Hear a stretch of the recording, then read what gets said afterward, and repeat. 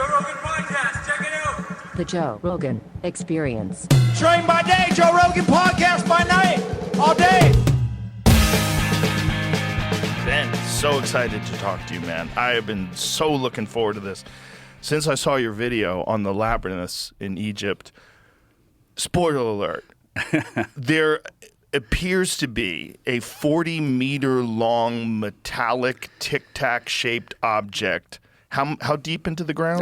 It's in that. So it's in the central atrium, which we'll get into what that is, but somewhere in the realm of 60, 70 meters. So, man, what's that in feet? Like 200 feet, 150 to 180 feet down, something like that. So, for anybody who's interested, what is the name of that video that you put out? I think it's the ancient structure, like it's said to be greater than the pyramids. I try to tease it a little bit, yes. But it's on that. It's on my channel. I mean, well, it was a good tease. You got me. Thank you. I dove right in, and I remember I was in the gym while I was watching it, and I literally stopped working out. I was like, okay, I got to pause this because this is not something that I can consume while I'm working out. I need to like really pay attention to this because it's so wild.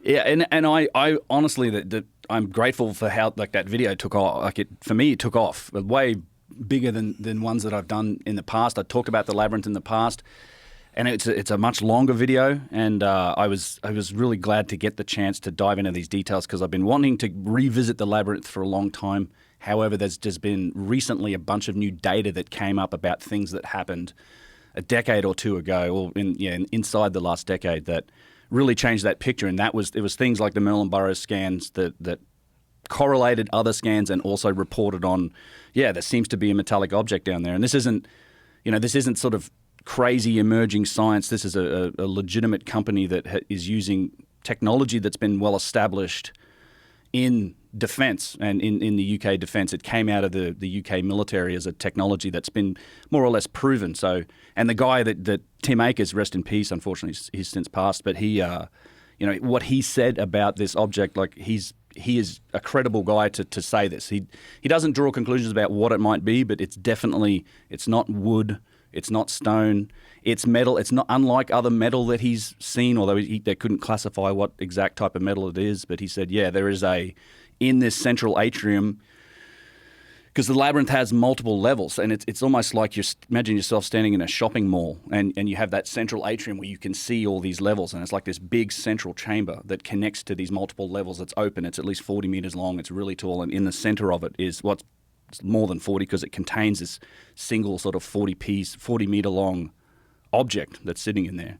So how did you find out about the labyrinths? Like this is something that has been talked about for a long time. Thousands of years. Yeah, but no one, it's not in any like traditional archaeology books. It's not. It is. Is it? Yeah. No, it is. So the labyrinth is kind of, this is the other part that drew me to it, is that it isn't something that's coming out of left field, right? It's not like this, no one ever heard of this before. It's literally a structure that was written about extensively over hundreds of years in antiquity by authors like Herodotus, Diodorus Siculus, Pliny the Elder, Strabo, Polonius Mela. Like there's all of these writers of antiquity, and you're talking about time frames from like 500 BC up to the 1st century AD, had visited it, and they'd written about it and talked about it, and they gave it this legend.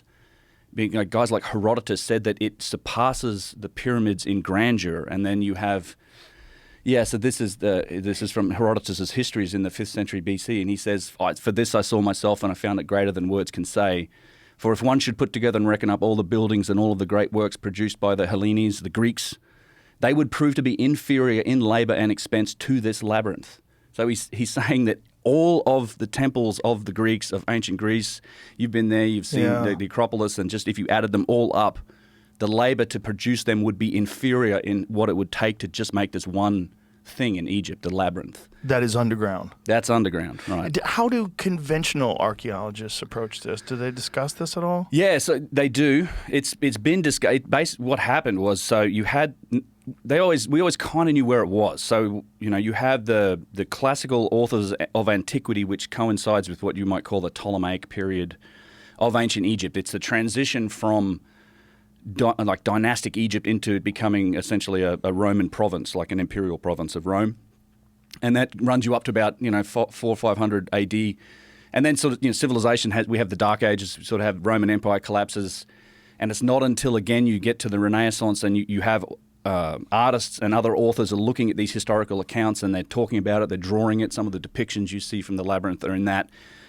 And then, again, not until the emergence of what I would call modern archaeology in the 18th century. So guys like Carl Lepsius in the 1700s started to look at these accounts and go and survey the place where they said it was. So, Herodotus and these authors, I selected the quotes here to just, there's a lot more that they say about it. But one of the things they talk about is they kind of give descriptions of where it is. They say it's near what was called Lake Moiris. And it's near a city that was the temple of the crocodiles, Crocodilopolis, or ancient Arsinoe is the other name for it. And we know where that is. And Lake Moiris sort of somewhat still exists. It's much smaller now, but it's in this region called the Fayum of Egypt. So if you ever look at Egypt on a map, you can imagine it's desert, and you have from north to south, you have this green line of the Nile, traces it down. But on the left side, you look at, there's this leaf-shaped depression that's all green. It's called the Fayum. It's a depression which used to flood with the Nile. Today they use it for agriculture. And it's right at that neck of the Fayum where it connects up to the Nile Valley. And he also described it, they also described the pyramid that's at the site, because there is the pyramid to Amenemhat III on that site. So they give us all these descriptors, and everyone kind of agreed, yeah, so it's at this place called Hawara, where I've been to several times. There's still a pyramid there, and there's these great fields of sand and like little open-air libraries with chunks of stone. And what happened was, so Carl Lepsius went there, and he said, well, I've discovered the ruins of like a Roman town that's built on the surface. There's nothing crazy about it. Flinders Petrie was the guy who kind of got the closest. Now, Petrie went there in the late 1800s and early 1900s, and he was excavating. He dug down 7 or 8 meters. He got down and he found this massive stone slab of beton or plaster that was huge, like 1,000 feet long. Like it was he sort of traced the edges of it, and he's like, I'm standing on the foundation of the labyrinth. So what he said is like, it's all gone. Like it's basically, Petrie said, it's been quarried. This place has been a source of stone for literally millennia.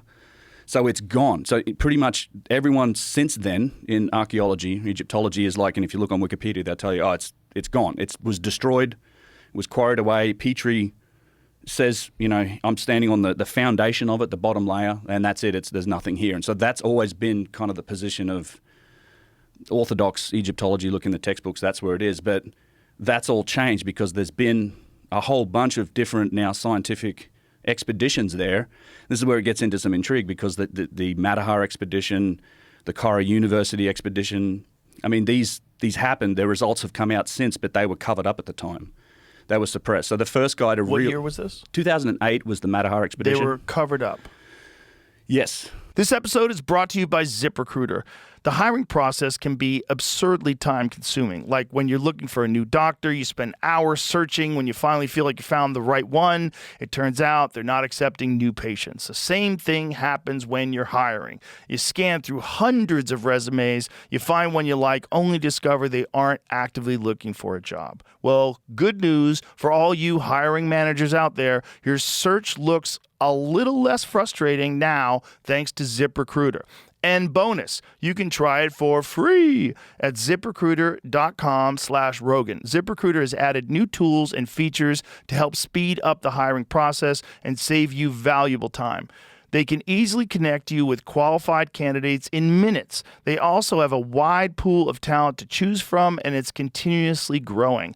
Over 320,000 resumes are added monthly, so you can reach more potential hires. Use ZipRecruiter and save time hiring. 4 out of 5 employers who post on ZipRecruiter get a quality candidate within the first day. And if you go to ZipRecruiter.com/Rogan right now, you can try it for free. Again, that's ZipRecruiter.com/Rogan. ZipRecruiter, the smartest way to hire. Yeah. So what? Is this our boy Zahi? Yeah, Zahi. It is. Zahi. Sorry. It was. And look, and again, not my words. This is the words of Louis de Cordier, he's a Belgian artist and entrepreneur who funded and drove the Matahar expedition. He did it in conjunction with the Supreme Council of Antiquities, which at the time was helmed by Zahi Hawass.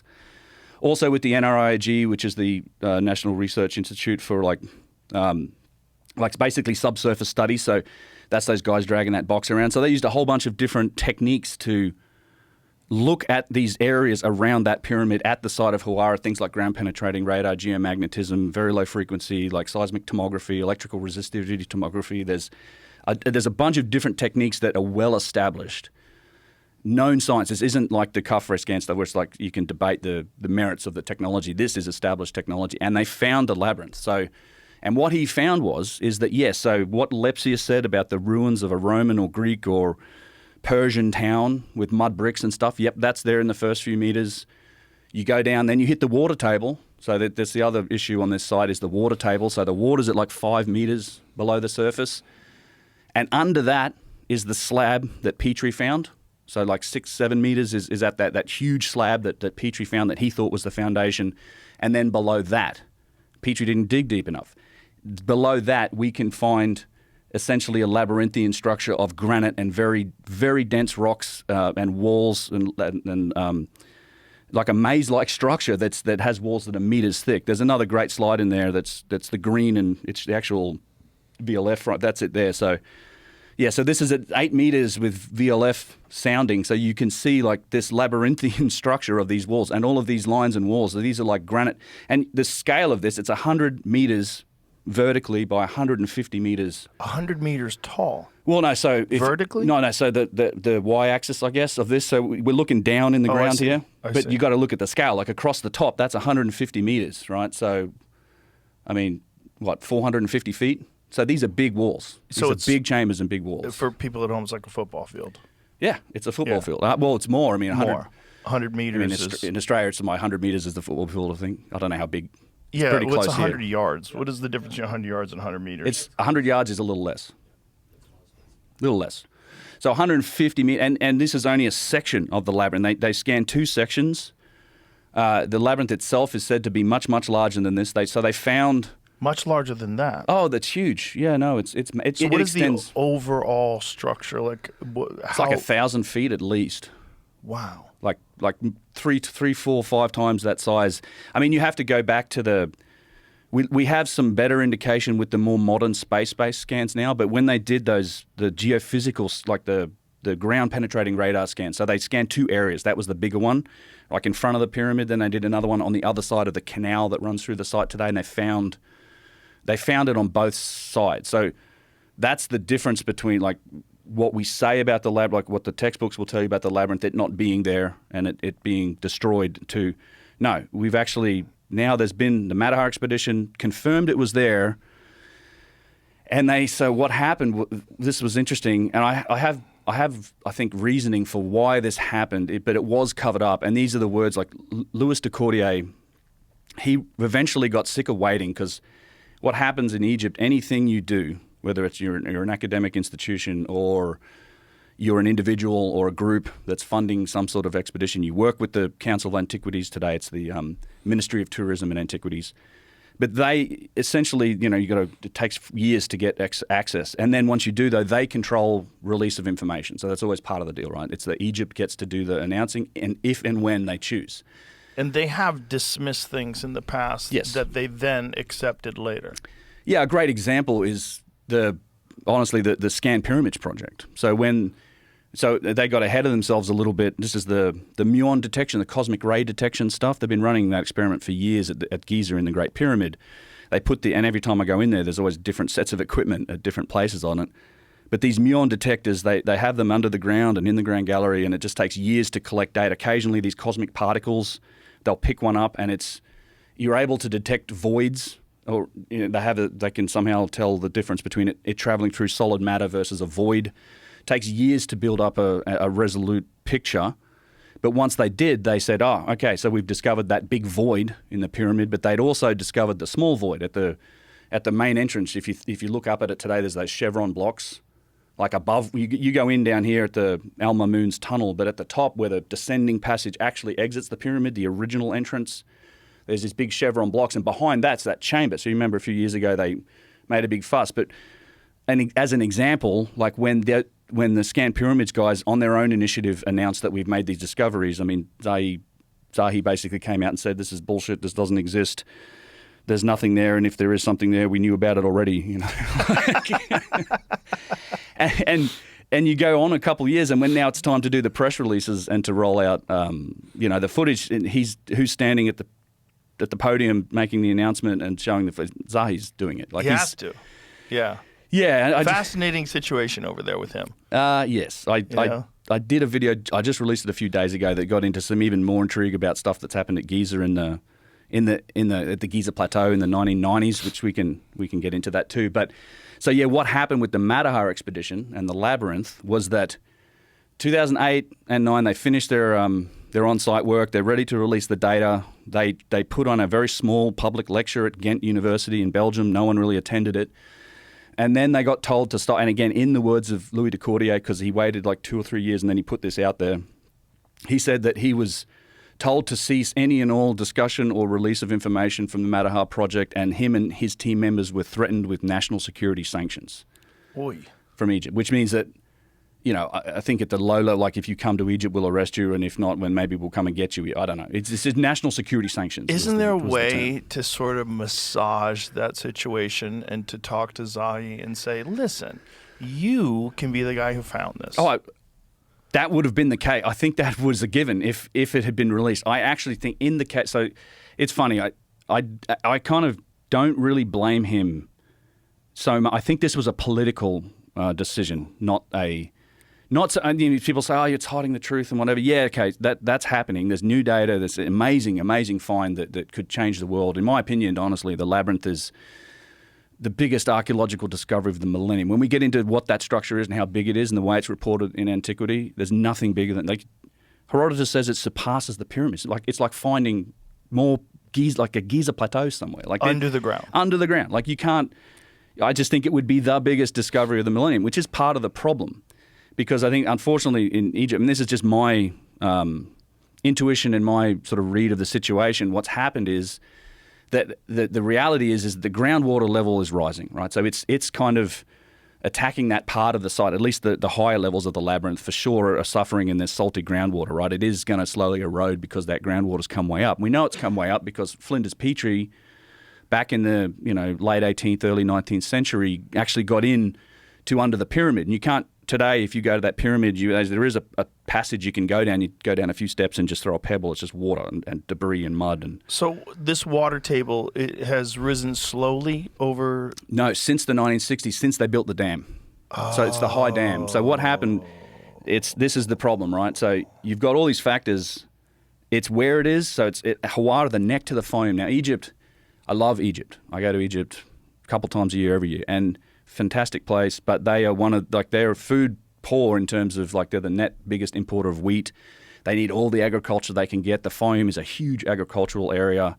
There's a huge irrigation canal called the Barwabi Canal that's been cut in there in the 1840s. Same guy built the Suez Canal, made it, cuts it in there. So you've got this situation of all right, we've got all this agriculture happening. We've got farmers' water rights messing with this, and it happens to be running through this ancient site that could be the biggest discovery of our time. And it's happening because we built a dam on the Nile. And what happened with the high dam in the 60s, there's a low dam the British built in 1901, 1902. Then they actually partnered with the Soviet Union to build this high dam. There's actually still a monument to Egyptian-Soviet Union friendship at the dam. It's pretty cool. But when they built that high dam, it essentially stops that yearly cycle of inundation of the Nile. So everyone, we always talk about the Nile flooding, right? Every year that it rains in Africa in the south, you get this huge flood that comes up the Nile, and it floods out, and you get this deposit of black mud and real fertile ground, and they would use that to farm. And they built the dam. You get rid of that yearly cycle, right? And what happens? It seems counterintuitive because people are like, well, it's less water in the Nile. Well, no, what the dam did was eliminate the 9-month dry season. So you had the 3-month wet season, but then you don't have that 9-month dry season now. So you have essentially more water for more time in the Nile, which is having this effect of rising the water table. So you combine that with the size of Hawara and the project, the scope of the project to try and remediate and save or excavate, start working at the labyrinth. I mean, you're talking millions and millions. It's not an easy problem to solve on an area that size to try and get the water out, divert the farmers' water, deal with all of those problems, and then so what I think the option Zahi might have been left with here is like, well, it's either going to cost us an absolute bomb to try and do this for like, we don't know what sort of gain. It'll probably be a decade before that place is suitable for tourism. There's not much to see there even now. Or we basically say we've discovered it, but we're not going to do anything about it because it's too expensive, and you're going to face a lot of international criticism for that. So I think that the decision was likely made, in my opinion, complete speculation, that it's just easier to brush this under the table. This never happened. We never discovered this. This doesn't exist. Let's just go on selling tickets on the Giza Plateau and pumping water out to the Fayum for agriculture. God, how short-sighted. Now, when you were saying millions, were you just going to say dollars, or were you going to say gallons of water? No, dollars. I mean, I think the remediation project at Hawara would not be it's not a simple thing. In fact, they did there was another expedition after the Matterhorn expedition this was 2009. Quarry University, along with a Polish university, went out there to try and figure out what is the deal with the groundwater. Where's it coming from? What direction? And they were doing geological test pits and all these boreholes to figure out the water situation. According to them, that information was also covered up because they also did ground penetrating radar surveys, also confirmed the labyrinth. The guy who was in charge of that in Quarry University was actually put in jail by again, this is on their report when the information finally came out in 2017. He lost his job, obviously, as part of it. So they covered that up too. But they had tried to put him in jail for what? I guess for working on the site. I don't know. I don't know the reason. It's on their report though. That's what they say, is that he was jailed because Zahi allegedly halted the project and then put the guy in jail. This is what they say on the report from that expedition, that work, which came out like a decade after they'd done it. And I dig it up on the internet. I'm like, well, this is interesting because their results are interesting. But even after their work, their conclusion was, well, the water's a very complicated problem. It's coming from a couple different directions. Northeast is the shallowest, like it's coming in from this way, but it's also coming from another direction. They'd have to dig a lot more test holes in a wider area to really figure it out. And I think you'd have to start digging like remediation wells, put in pumps and just try and pump that down. If not, canal and trench that whole thing out like a massive site, and then you can start to worry about, all right, we're going to get some dirt out and start to excavate. Could it be done without interrupting the farmers? Probably, yeah. I mean, I think we could do it. I think that you can divert and move the Barwabi Canal out of the way if you had to. I just think someone needs to holler at Jeff Bezos or Elon. Someone with some deep pockets. Yeah. Like, don't you want to know? You want to know? I want to know. Yeah. Well, the crazy thing is too is that according to because the story doesn't end there. Like when you get into the modern space-based scans, Merlin Burrows and the geoscan stuff, and I know that also I've met the guys from the Quarry project. They are going to scan that site. We talked to them about it recently at the Cosmic Summit, and then I think what they're saying so far is that the lower levels, like because this thing goes down, like I said, to nearly 100 meters. There's reported like levels down to 300 feet under the ground, and it seems like they might be free of water. So it's just like shallow groundwater, and once you get into the bedrock, and it's like not a porous stone or whatever's underneath, just the top level sediment. It seems like Tim Akers said it looks like it's free of water. So the very bottom layers seem to be free of it. So the actual labyrinth, very bottom layers.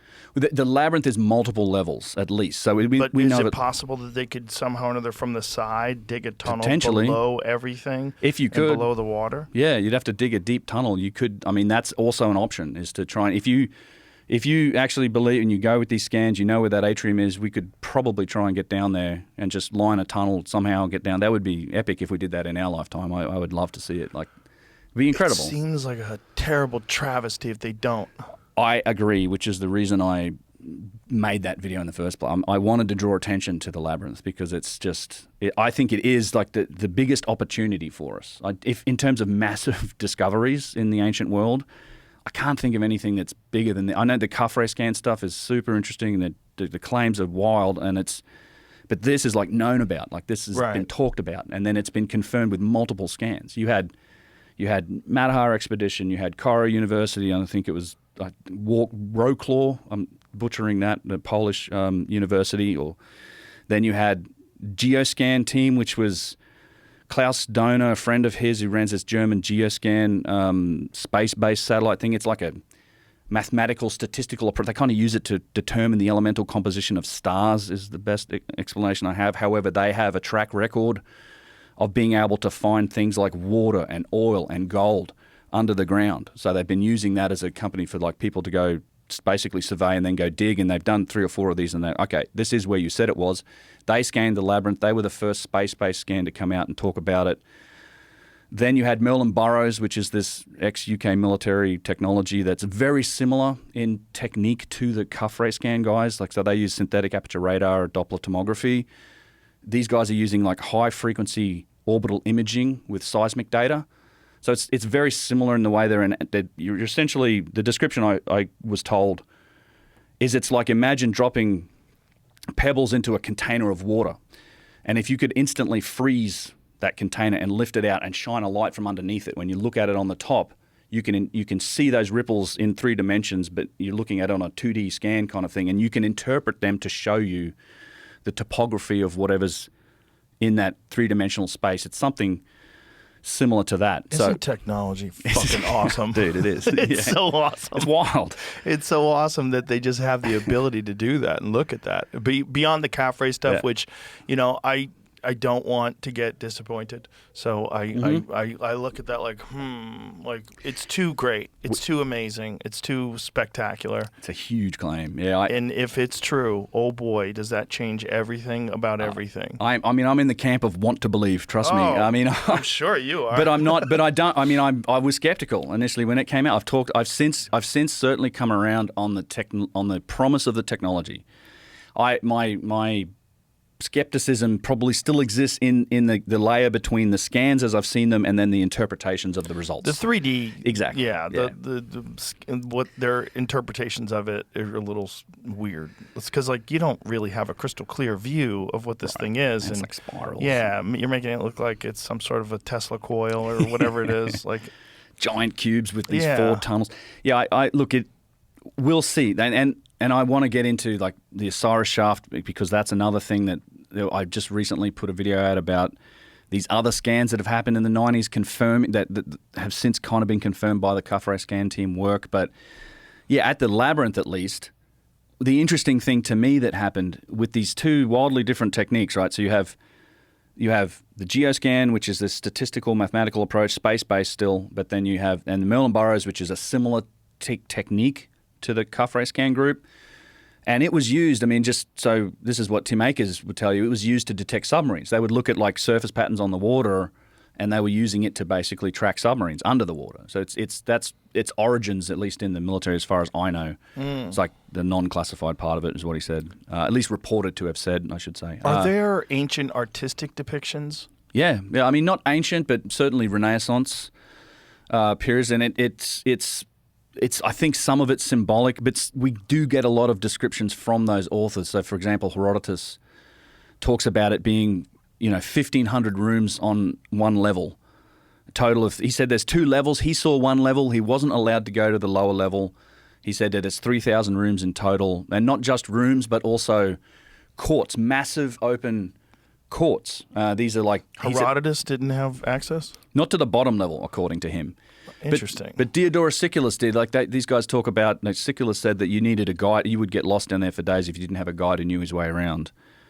And then you have the same similar accounts from Pliny the Elder, and again these once you get accounts coming from multiple people over the span of centuries that are from different civilizations, both Roman and Greek, and they're correlating. It's like this is pretty reliable data at this point. Certainly in history or in archaeology, that's your measure for like, all right, there's a grain of truth in this, given that we've got the same thing coming from these different accounts that are essentially different civilizations that visited the same place.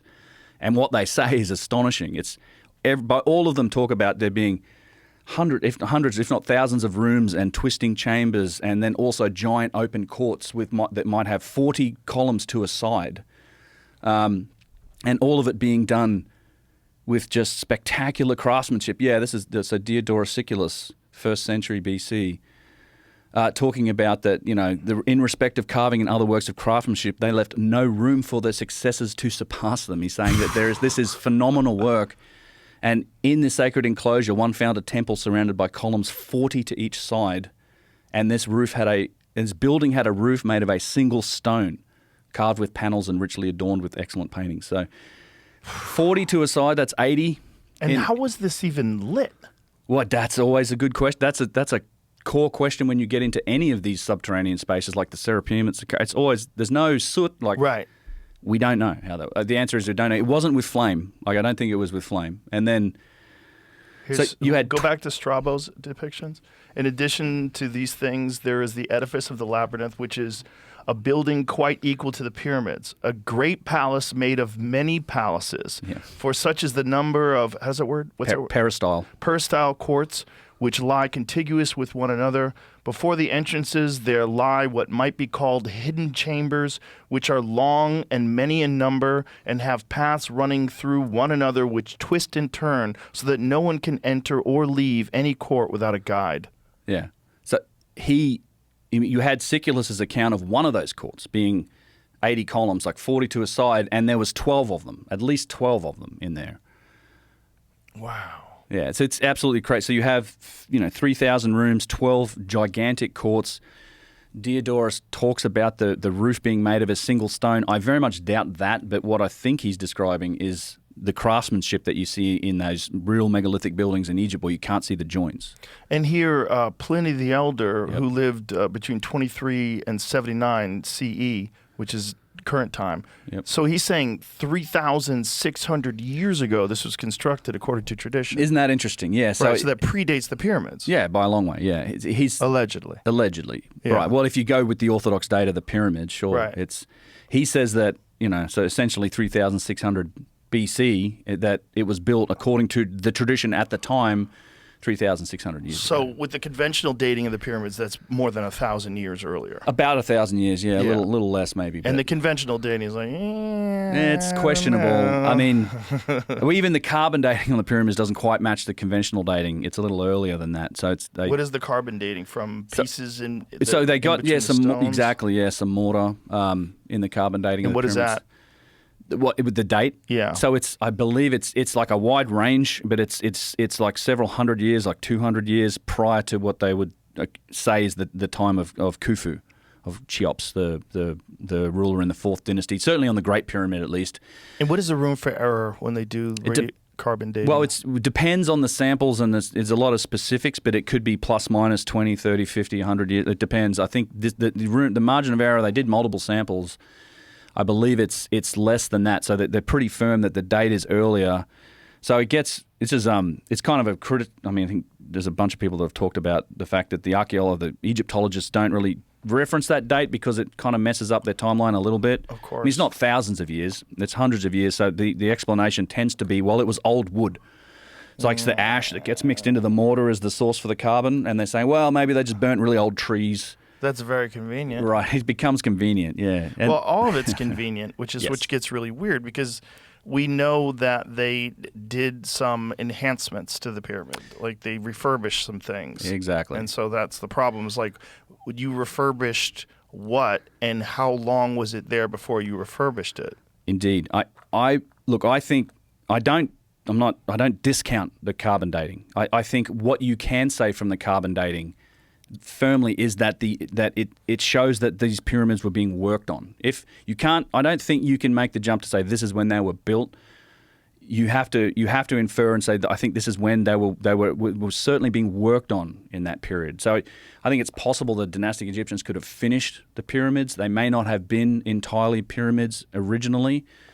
I think there's a strong chance that there were multiple phases of construction over a long time for them to end up being what they are in our time. I think those are all possibilities here because this is the whole, when you take a step back and look at the whole picture of ancient Egypt, I mean, just you cannot attribute everything that we see in ancient Egypt to our current understanding of those dynastic Egyptians, their capabilities, their tools, their writings, and what we know about them. We know an awful lot. Like we have tools from the ancient Egyptian toolbox. We found them. We have depictions shown on walls of how they did things. They were very good about documenting them. So we have the tools, we have the depictions. We also have lots and lots of artifacts that match those tools and depictions, right? We've got these what are clearly handmade artifacts, and this is across all the categories of artifacts, from things like stonework, columns, obelisks, and vases, boxes, pyramids even. And then you have this other category of artifacts that doesn't match, it can't be explained by these tools and techniques. And there's no depictions on walls of how they made the precision artifacts. There's no. Can you give me an example of these precision artifacts? Of course, yeah, and any category. I have it in that Tale of Two Industries directory, Jamie, on there. It's Game on! Week 1 starts now, and every touchdown brings you closer to a payout with DraftKings Sportsbook, an official sports betting partner of the NFL. Every touchdown could hit big. Don't just watch the game when you can win with it. DraftKings Sportsbook brings the unmatched intensity of the NFL straight to your fingertips. Whether you're backing the first touchdown scorer, hitting anytime TD props, or riding the thrills of live in-game betting, every play is packed with possibility. New customers, this one's for you. Bet just $5 and get $300 in bonus bets instantly. Plus, grab over $200 off NFL Sunday Ticket from your YouTube and YouTube TV. Your season starts now. Download the DraftKings Sportsbook app and use the code Rogan. That's code Rogan to get $300 in bonus bets instantly when you place your first bet of $5 or more. Plus, over $200 off NFL Sunday Ticket from YouTube and YouTube TV. In partnership with DraftKings, the crown is yours. Gambling problem? Call 1-800-GAMBLER. In New York, call 877-8-HOPE-NY or text HOPE-NY 467-369. In Connecticut, help is available for problem gambling. Call 888-789-7777 or visit ccpg.org. Please play responsibly. On behalf of Boot Hill Casino and Resort in Kansas, 21 and over. Age and eligibility varies by jurisdiction. Void in Ontario. New customers only. Bonus bets expire 168 hours after issuance. For additional terms and responsible gaming resources, see dkng.co/audio.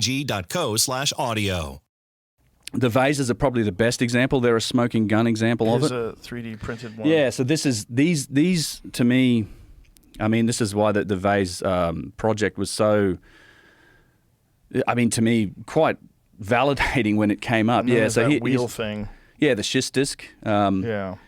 So these are the smoking gun because they connect to everything else, and we're learning so much about the precision of these things. However, but we could start with statues or boxes or columns. It doesn't really matter. There are two categories across all of these artifacts, and the advanced category again. So you can't really make them with the tools that the ancient Egyptians were. We know they were using, that we found. They don't show there's no scenes of building stone pyramids. There's no scenes of them making giant statues, like 1,000-ton statues. This is the type of thing that you see on the wall, and this is in the Tomb of the Nobles up in the West Bank at Luxor. And here they're building mud bricks. So they're firing mud bricks over the fire. You can see them, they're pouring them, they're shaping them, they're carrying them. It's all very relatively primitive. And we know they made mud brick pyramids, they made mud brick ramps, and some of the mud bricks were big and heavy. We know all about this. What you don't see is the stone pyramid building, the really massive megalith stuff. The next slide with the vases is a good example. This is what I've been calling the Tale of Two Industries. It's a whole theory that I've been putting together for the last few years. Again, you have a primitive industry that is clearly observably handmade. It lacks precision and symmetry.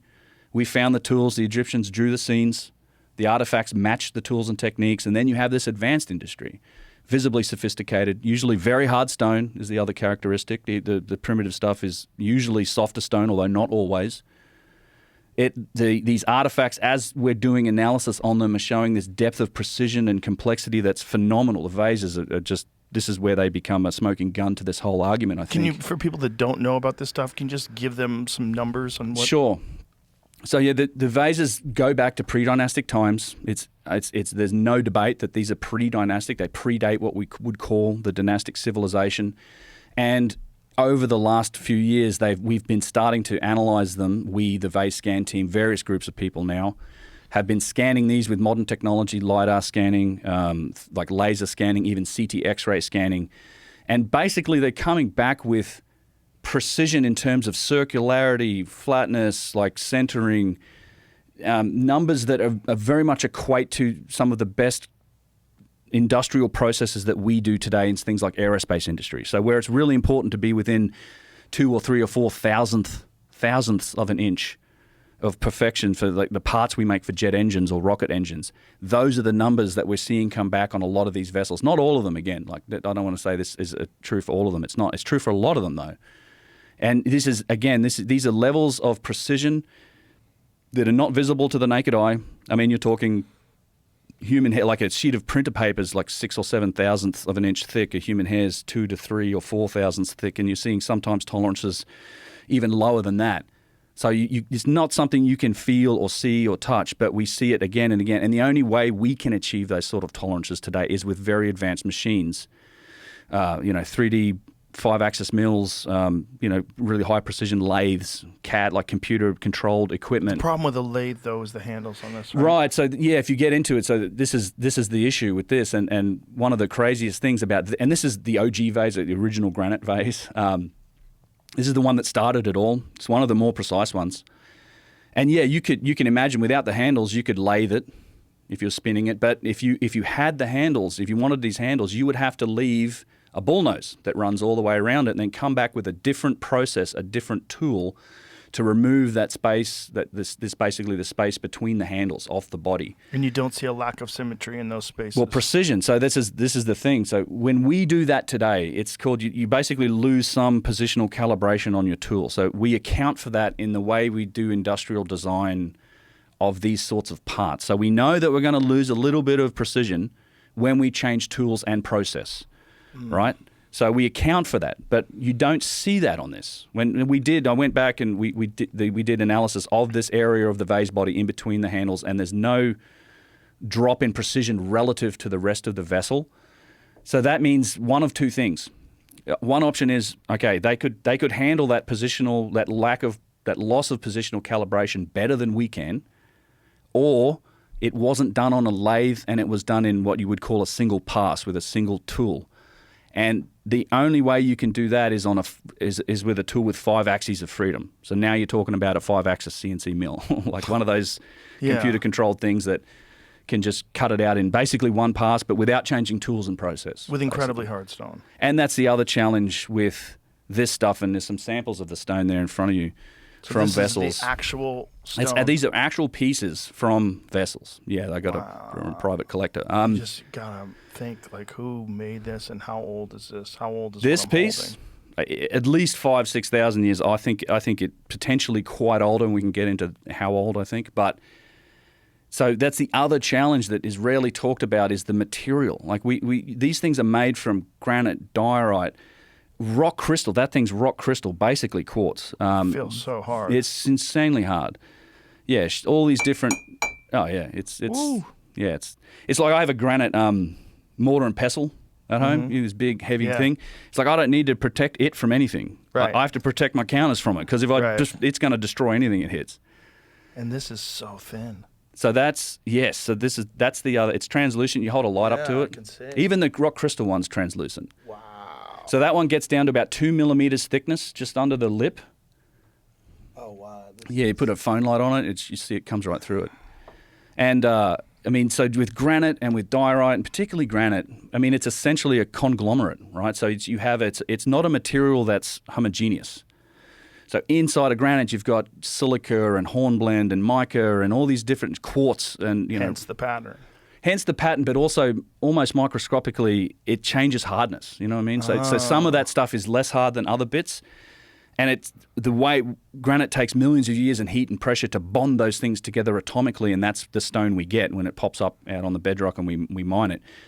But it just means that when you're machining a material like granite, your tooltip is going from stuff that's really hard to softer to hard, and it's like you have to account for that. Yet we see this, you feel the surface of it. It's phenomenally well polished and finished. If you were doing this today with a lot of modern tooltips, you'd be ripping chunks of quartz out rather than cutting them. So something that the actual tooltip that made these things we know is also very refined, because this is a very difficult substance to choose to work in. No stone sculptor chooses to work in granite unless that's what the project calls for. There's a reason they use marble, is that it's both much softer and it's homogeneous. Like it's the same material. It doesn't vary in hardness wildly. So making these sort of precision things and objects out of stuff like granite and getting it down to 2 millimeters thick, like that other piece near the lip. Yeah, this is crazy. And there's even examples that get even thinner than that. Flinders Petrie talked about a diorite vessel that was 1/40th of an inch thick.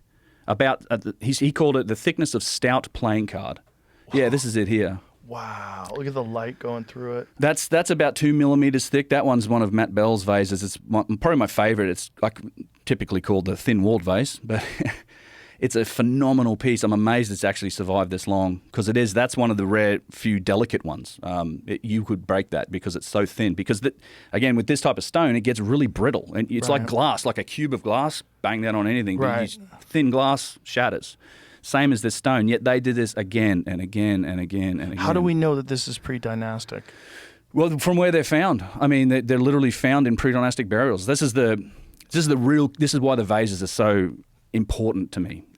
And why I think they're the smoking gun. It's one of the big reasons is that they're uncontrovertibly or incontrovertibly pre-dynastic because they've been found in burials that are 100% pre-dynastic. Nakata culture, Nakata 2. You can go to any museum that has a reasonable collection of these and find them in the pre-dynastic section all over. There's no debate. Like, they're found in these burials and they carbon date the burials or they culture date them, or reference date them to periods of thousands of years prior to the dynastic Egyptian civilization. There's good evidence that they may even stretch back as far as 12 to 14,000 BC, that they're in burials that go back that far in like like southern Egypt, northern Sudan area. Yeah, it's crazy. And it's a lot of those burials, unfortunately, today are underwater because of the dam that created Lake Nasser. But either way, people will debate how far back they go.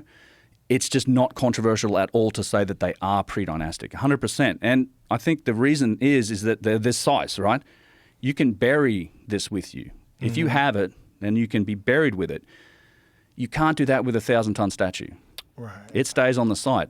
And then maybe someone down the road writes his name on it, like Ramses II, or somebody carves his name into it. And then we come along thousands of years later and say, oh, Ramses II's name's on that. Therefore, he must have had it made. I mean, that's essentially like one of the core principles of Egyptology. They do use the writing primarily as a source, not the only source, but they do. And the vases, what's the problem with even dating them to those pre-dynastic settlements is that there is nothing about those cultures that indicates they had this capability. Nakata culture and even the ones like Toshka, these older ones, pretty similar in that you're talking like the burials are often like shallow fetal position graves. You find these precision hard stone objects with fishbone combs, sticks and stones, very primitive hand-thrown pottery, not even thrown, just hand-formed pottery. No other stonework. I've seen antiques dealers that are selling these vases because there is there's a lot of these in the private market and in private possession because of their size and their availability and how many there were. Because are they illegal to possess? No. So you could get a hold of one of those legally? Yeah. I know collectors with like 80, 90 of them, 100 of them. What? Oh yeah. Really? Yeah. They're on. They come up for sale. There's that many of them available? I would say today there's easily over 100,000 hard stone vessels for sure. I mean, they found 50,000 of them in one spot. Like that's the famous discovery at the Step Pyramid. But yeah, it's crazy. There's a lot. I think there were even more. Like this was an industry. Like that's the other key. And a lot of these are semi-exotic types of stone too. We don't know where the stone came from. It's not local? In a lot of cases, no. There's lapis lazuli artifacts that are pre-dynastic, and there's no known quarry for lapis in Egypt. The closest one's Afghanistan. What? Right. Yeah. Well, How far is Afghanistan from Egypt? Must be. It's right over on the other side of the Middle East, I think, isn't it? It's over towards. Yeah, it's up towards Russia and China. It's Show that image again, Jamie. Yeah. That you just pulled up. So there's the Fayum. There's Egypt. So Turkey, Afghanistan, over here, Uzbekistan, over here, like on the other side of Saudi Arabia and Iran. So you've got to go all the way from Iran. Oh my God! So that's the nearest lapis quarry. I mean, look, this is not a problem restricted to the vases either. There's a box in the Osiris shaft, which is more the box itself. Just they say it's 4th dynasty. It's made from a stone called dacite, and again, there's no known quarry in Egypt for dacite. This happens a lot. So it's Go almost back like to that image, Jamie, please. Which one, the map? Yeah. There's one of the things that freaks me out about the map is when you go out, it looks like it was washed over. Oh, 100%. Yeah, I mean, 100%. I've talked a lot with Randall about Like, look this. at that. Like, go back out again. Look at that below it. Yeah, the I mean, Sahara. That's exactly what it looks like. It looks washed out. It is. That's what it is. Yeah, but that's crazy. It is. Like, how much water washed that out? I mean, and how else would you get what looks exactly like a water washout? How else would those features be on the surface? It's a Yeah. Yeah, I mean, some of those are mountains and mountain ranges, but I can tell you in the desert, not so much. There are mountains. That just looks like channels. It just looks like an insane amount of water literally washed over the area and smoothed it out. Yeah, I mean, there's a massive amount of evidence for for giant floods through the Nile Valley as well, not just across the Sahara. But I mean, Petrie was talking about he was up on cliffs, and finding water lines and flint points and stuff that were indicative of massive floods. This is Hawara. Yeah, this is the labyrinth. Wow. So there's the canal. You see, that's the canal. I've been talking the Barwabi Canal. It's so crazy that when you get to like sub-Saharan Africa, like how little of that has been explored and how much of that was like insanely green and fertile. Not that long ago. Well, Yeah. certainly not. Yeah, Thousands of years ago. Well, it's interesting. I did this long video on the erosional features of the Giza Plateau because last year, 2024, they released a paper that I think some geologists, I can't remember the names unfortunately, but they talked about the fact that there was all of the valley temples. So these pyramid, on all these pyramids that are on what you would call Lower Egypt, so Giza, Abu Rawash, Abu Sir, Saqqara, Maidum. The pyramids aren't just a pyramid, it's a pyramid complex. So it's like you have a pyramid, you've got a structure in front of it, you've got this causeway that runs down to what then they would call a valley temple, a structure that's the end of the causeway. So that's the well-known valley temple that's next to the Sphinx is the valley temple for the middle pyramid. Like it's connected by this causeway. Now they figured out that during the African humid period, which ended thousands of years before dynastic Egypt ever started, there was a branch of the river Nile called the Aramat branch that ran exactly where all of these valley temples are. So it's like it's almost, I just look at it and go, these were built for that water source because I think it's I'm very skeptical about the idea of all of these valley temples, particularly the one, the Giza Plateau, being used as harbors for like a couple months a year to transport all these blocks from the Quarry in Aswan. Again, 600 miles away, right, for all the granite. And there's tens of thousands of tons, hundreds of thousands of tons of granite on that plateau that had to be transported. I don't think there's the depth there. I've seen pictures and photographs in early times pre-dam when the Nile flooded. There's not that much water there.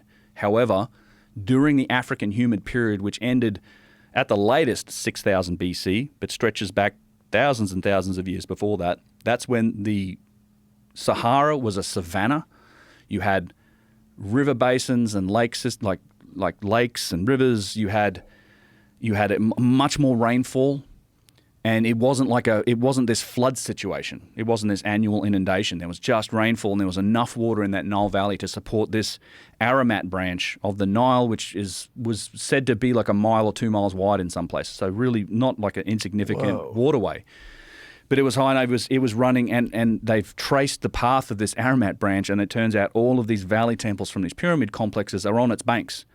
And it's not like it's flooding; it's like there all the time. And this period ends, and you get the desertification of the Sahara, starting around 6,500, 6,000 BC, and so it's not like until if you get 5,000, then 4,000, 4,500 BC, 3,000 BC. That's when that's 3,100 BC is kind of when we say the Egyptian civilization started. So.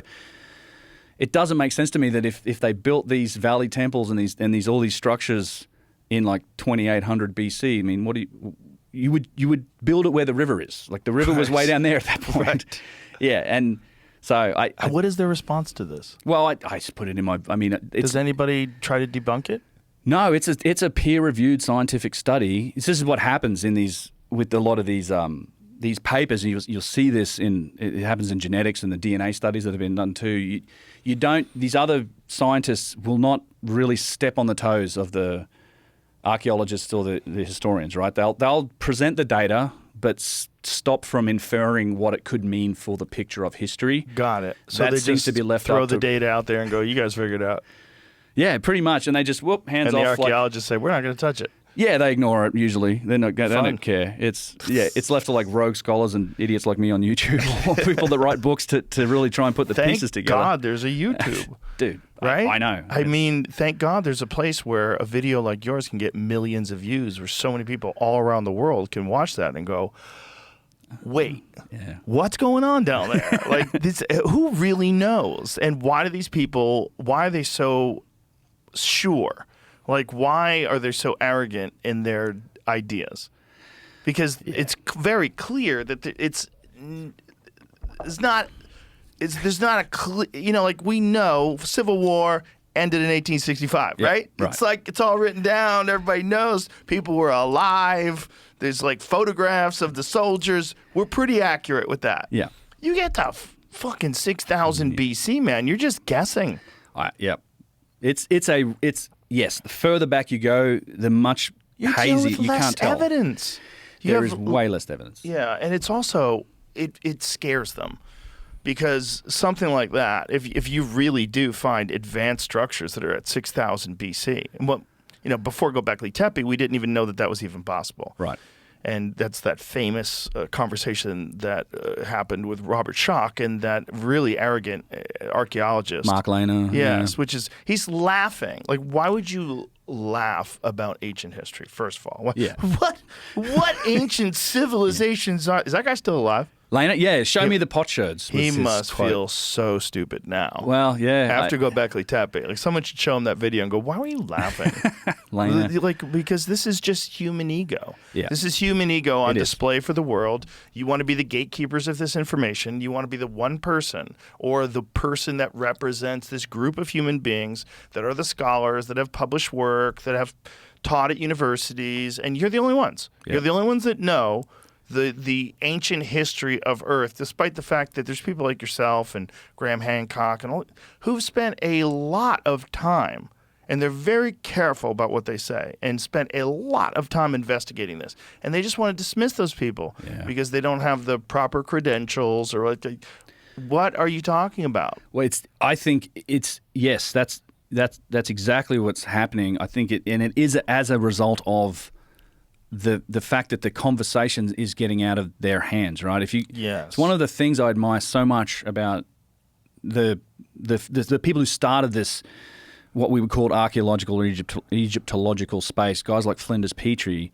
They're very open about what they didn't know. Like one of my Petrie he talks about the machining marks, and you can read between the lines at the wonder at what he's finding. And he's like, I don't get it. Like we can't do it. We don't know how they did it. And this is, I think, because the conversation's happening in those halls of, the academic halls or the geographical club or whatever, these peers. It doesn't get out to the whole Doesn't world. get out. And then, Right.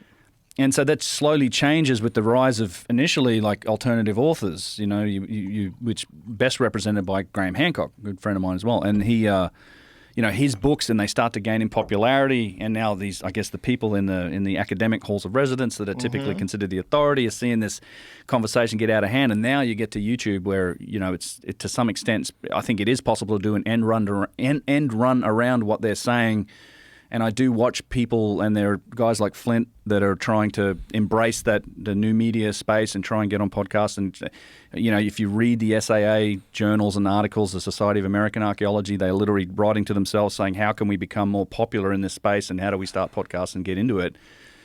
The problem is they're still doing it the same way. They are. And it's like when CNN journalists get fired from CNN and start a podcast, and everybody's like, no, you're doing CNN outside of CNN. Yeah. That's what they're doing. Yeah. They're doing academia, which is like gatekeeping of information, and also like pejoratives, mocking, really shitty behavior towards anyone who's outside of it, including calling them racist, calling them white supremacists.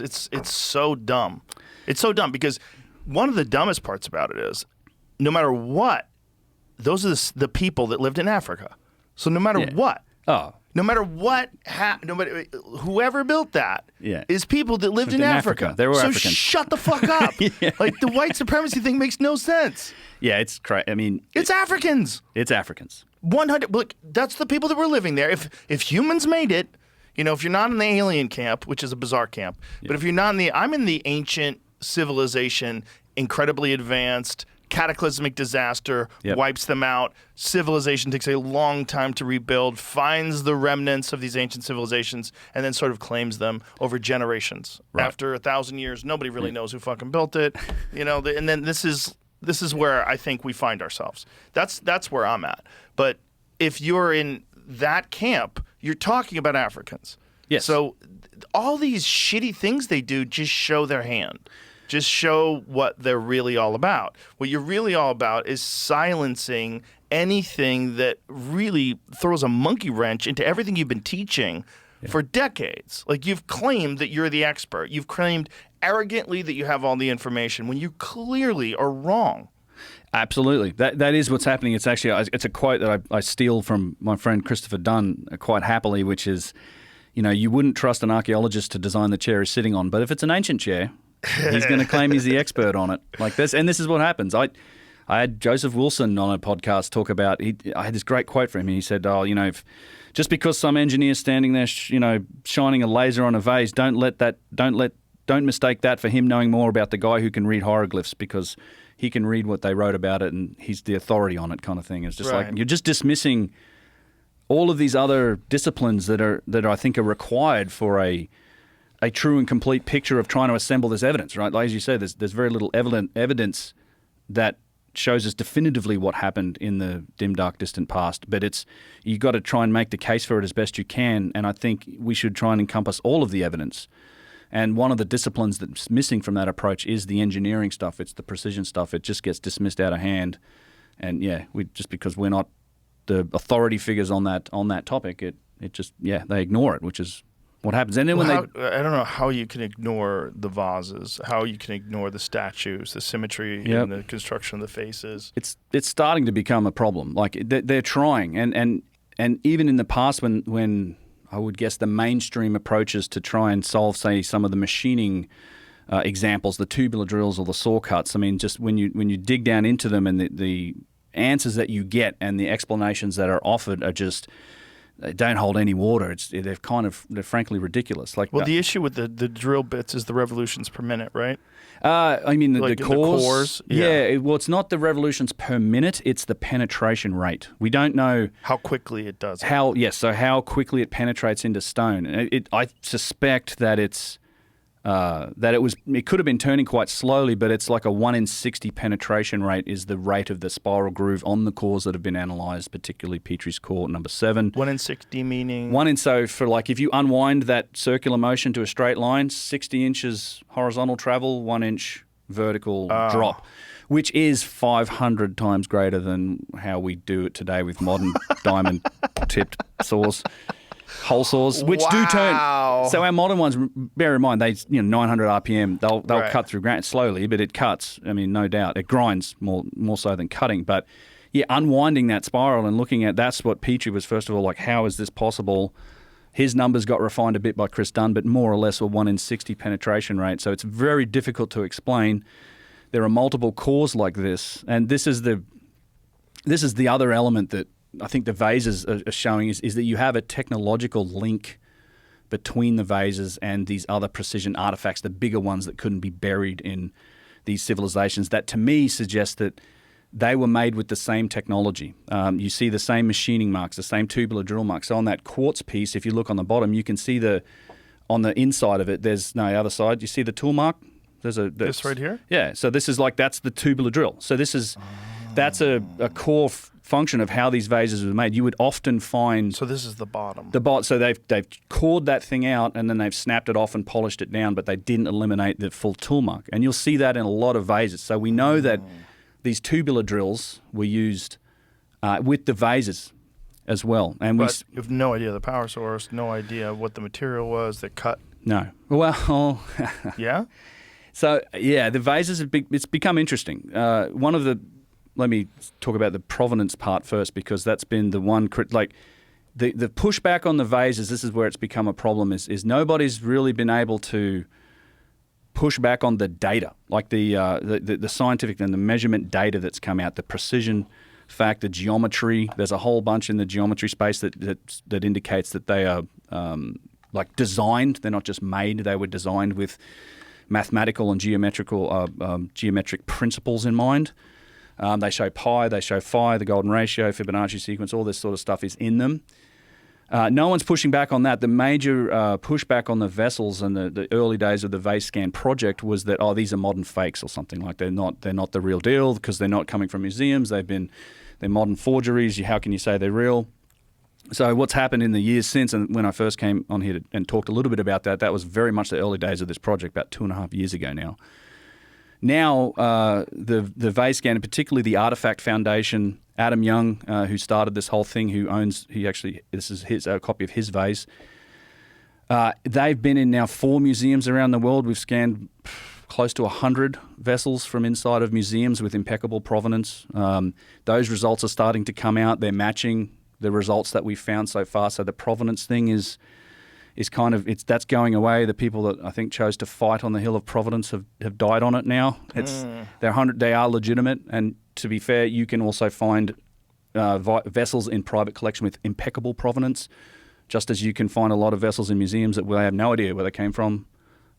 It's not as clear as just, well, if it's in a museum, we can trust it, and if it's not, we can't. It's not like that.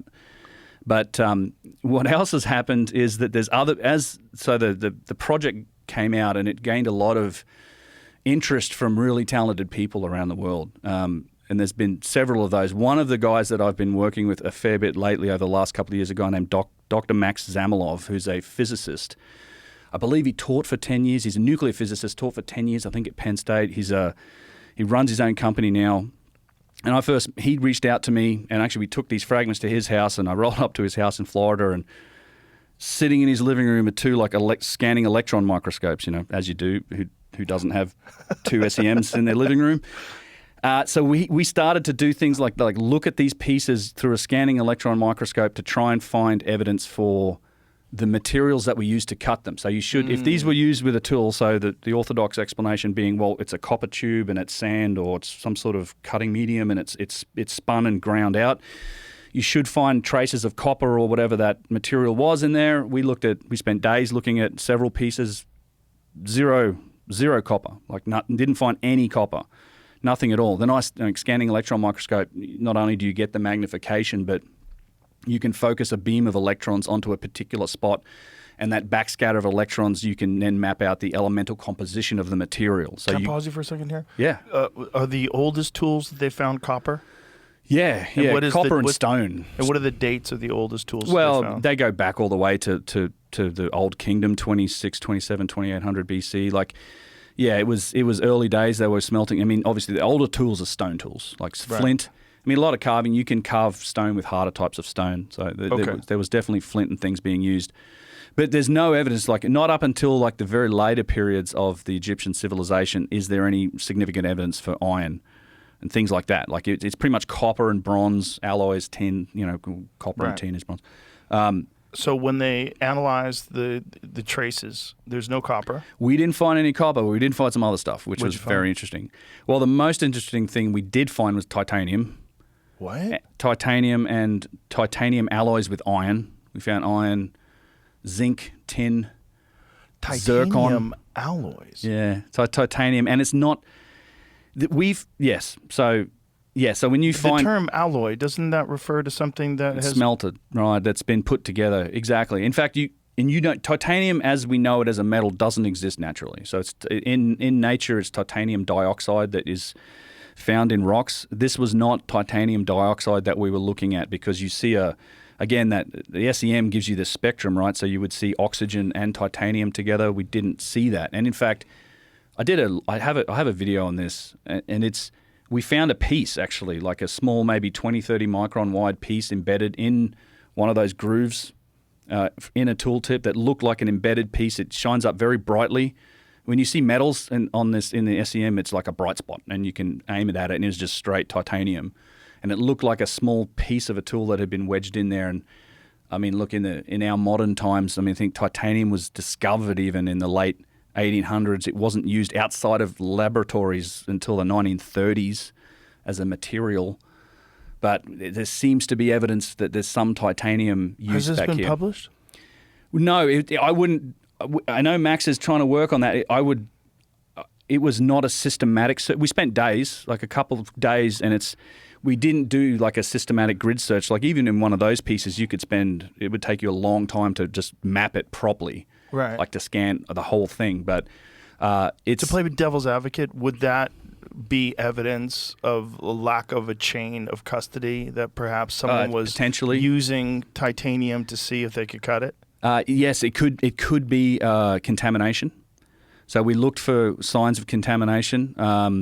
This didn't seem like contamination. In fact, at the end of when we'd finished scanning, we actually he had some titanium dust. Like we put some on one of the pieces and put it in to see what that would look like. Just these like a tiny, like just like literally a matchstick, and just the tiniest end, and just tapped it, and then looked at that under the microscope to look at what contamination. It just didn't seem to be contamination. You can't rule it out. We found other types of metals as well. So if it didn't seem to be contamination, what is the reason why it didn't seem to be that? Well, because so we looked at what contamination would look like. And what is the difference? Well, so it's like smaller specks where you can actually see the material. The one piece that we found, it seemed to be embedded in the stone. Like it was as if something like this tiniest fragment of the tool, of some sort of, imagine it was a tooltip, wedged itself in the stone and then it stayed there. But it was only like 20 or 30 microns wide, which is pretty big under a scanning electron microscope. But that was the only piece of titanium you did? We found other specks of it. And then occasionally it'd be titanium and iron mixed together. And then we also found specks of like zinc, zircon and tin. And then various combinations. I think it's grounds for more investigation. I think the most significant thing was the no copper thing. Like that's like, all right, no copper. Like that to me was the biggest takeaway. The fact that we found some other elements in pieces of what, let's say, questionable provenance. I know these are legitimate pieces from these vessels. Ideally, the best thing, if we could, I'd love to work with the Egyptians to do something like this, because I know there are fragments of vessels in the step pyramid. There's thousands of them down there still. In fact, like the last time we got down to the very bottom level, which is, there's a special permission required to get into the step pyramid, and then even then they generally won't let you down to the bottom level. There's another ladder and 30 feet down to the big bottom level. It goes down further, but it hits the water table again. But in one of these corners in this very bottom level, you're like 150, 200 feet under the step pyramid, we found a wall, and it was it must have been a collapsed magazine of these vessels. And this is the place where they found 50,000 of them originally. Like Jean-Philippe Loyer in the 1930s found this huge cache of these vessels there. And in this wall, it's an incredible little video. I've not published it. I mean, I do want to talk about it, but you literally see it's like a wall of dirt, of not rock, but dirt. And in the wall is like fragments of vessels, because it had been a cache of them that there was a tunnel had collapsed and it had crushed them. So you've got these like pieces of worked granite or diorite or whatever just in the wall. So that would be interesting if you could go down there and like get their permission to say, well, let's sample, because you have then, you've basically got it in its original environment from dynastic Egypt, and put it in a Ziploc or whatever. Just keep it. Don't mess with it. Right. Clear chain of evidence, and then scan it. So I think it's an interesting observation. God, if they found titanium on that, holy shit! I think there's a Russian group that did something similar, and they also found metals. I think they found titanium as well. LAH, the Laboratory of Alternative History. How is titanium made? It's a smelting process from titanium dioxide. I don't know the specifics of it, but you have to take that titanium dioxide and, I assume, smelt it down or do something like it. Again, it took us up until 1930s to use it just anywhere outside of labs. So it's super interesting. But I wouldn't even say that's the most interesting thing Max found. So he's a crazy dude, an interesting guy. He's doing fusion experiments in his spare bedroom. He's got like this apparatus surrounded by boxes of borax and boron to stop like cosmic 10-foot Tesla coil. Blow. Yeah. So he took. So this sort of ties back to the tool marks. It ties back to a question you asked me when I was here last, which is what's my wildest speculation. I actually have some now, which is based on some evidence in its early days. He has published on this on his website, but he took precision vases. He took base rock samples of the rock that these were made from the place. I actually got him a piece of basalt. He took non-precision vases and he put them in a germanium detector, basically to look at the radioactive and the isotope sort of baseline radiation of these pieces, and it turns out the precision vases are radioactive. They're 2 to 3 times. He's tested several.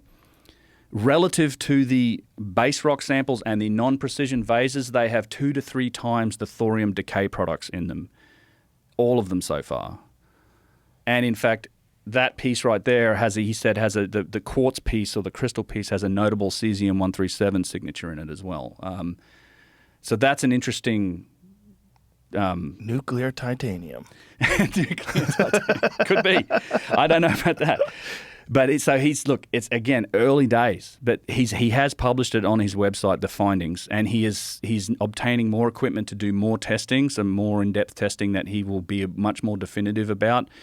He did take some recently to the Petrie Museum in London to test some of their artifacts, but it's a very interesting result. This has to have been something that irradiated these vessels that give them that signature, even after however many thousands of years with the half-life. Again, we're comparing it to the base rock samples and the non-precision vases, which they're just like, that's nothing. And they're not dangerous or anything. It's just above a baseline, but 2 to 3 times. So something happened to them. And one of his hypotheses, which is very interesting, is a concept called nuclear machining. So this is not a new idea. It's not something we've figured out how to do as a civilization yet. We're on that path, but you can, if you take his theory is something like palladium or another like radioactive material that is a strong alpha or beta particle emitter that you could put on a tool, it would ablate either in neutrons or it's blasting electrons or something. It would ablate the stone surface away in such a way that you could carve this stone with ease, kind of like a lightsaber, basically, and it would also leave a signature in the stone. And Fuck yeah! And you take it back to that penetration rate of that spiral tube drill. Yeah, it's not all we can say about things like that spiral tube drill and the other striations and tool marks is look, it's not. It doesn't seem to be the same thing we do to the stone, and it's certainly not primitive. It's not something you can do just by hand. So. Has anybody the cores? Has anybody tested the radioactive levels of the cores? I think I don't know. He might have tested the cores when he was there recently. I'll talk to him. I was talking to him this morning. I can ask him about the core. That's a great question, because if it was the process, it should show something similar. If that's indeed the process, the other possibility is they weren't machined with this method, but these were used in some method. The other theory he has that these may have been part of a process for enriching material for some other nuclear use, or they were part of a system that used nuclear material. They had advanced nuclear science somehow or another. That's just too much. It's not too much, but it's too much. It's too crazy. Yeah. It's so crazy. But also, like when you do see some of the sculptures that look 3D printed, and you go, well, okay, now it kind of at least makes a little sense. Yeah. See, if we knew for sure that there was a cataclysm and a lost civilization, that civilization had achieved some immense heights of technological sophistication in a completely different pathway than we've done in modern times. Yeah. If we knew that for sure, then everything would be so easy. You'd go, okay, well, clearly they were doing something. What were they doing? But instead, we deny that possibility. So by closing off that door, now you're left with nonsense. You're left with sand and copper, and it's dumb. I agree. I agree. I think it's... Because something fucking crazy happened. Yes. Yes. I think there is... I try to follow the evidence where it leads. That's all we're doing here with, I'm quoting what Max has said about it with this nuclear machining hypothesis. And here's the a thing lot more about study needs to happen. The nuclear machining hypothesis, sorry to interrupt you, but if you go 1,000 years from now, for sure we're going to have that. Yeah, that's yes. I'd like to put the same context in these arguments forward as well. It's like we just don't, to me, the answer is, we tend to look at the past and it always has to be this subset of what we know, right? Yes. But it's like if you look at the history of knowledge and technology, give us 50 years, 1,000 years, 50,000 years. You know that there's more out here to the sides that we're going to learn. Right. So that means there are realms of science and technology that we don't know anything about. I think if we were a bit more open-minded about investigating some of these mysteries of the past with some of these inexplicable characteristics, the precision or the machining, the engineering things, how the stone was cut. I think some of those answers could lay in those realms of the unknown. And by being open-minded about them and by investigating them with all of our capability, we might even end up learning something about them, which is what we're doing. Like the vase scan project, we are learning the depths of precision in some of the machining aspects of it. And Max is starting to learn, like, okay, there's some weird, like, radioactive characteristics of these things. Let's try and look at more and figure out some more. I mean, we can speculate a bit now, and I want to be clear, this is all very speculative at this point. Lots more testing and data is required to even shore up some of these theories about these possibilities. But the fact remains they are possibilities. Right. And it's also this assumption that there's been a linear path of progression always. But that's not even the case today, right? You can go to ancient sites, whether it is in Mexico or even in Greece, and you see really shitty construction right next to the Parthenon. Yep. Right? I mean, the Acropolis and the Parthenon is right next to crappy apartment buildings. They're really close, right? Yeah. That's a decay. That's you've obviously, you can't do, why didn't you do that? Right. Do that again. Like this. Yeah, it's huge. It's something, there's something weird.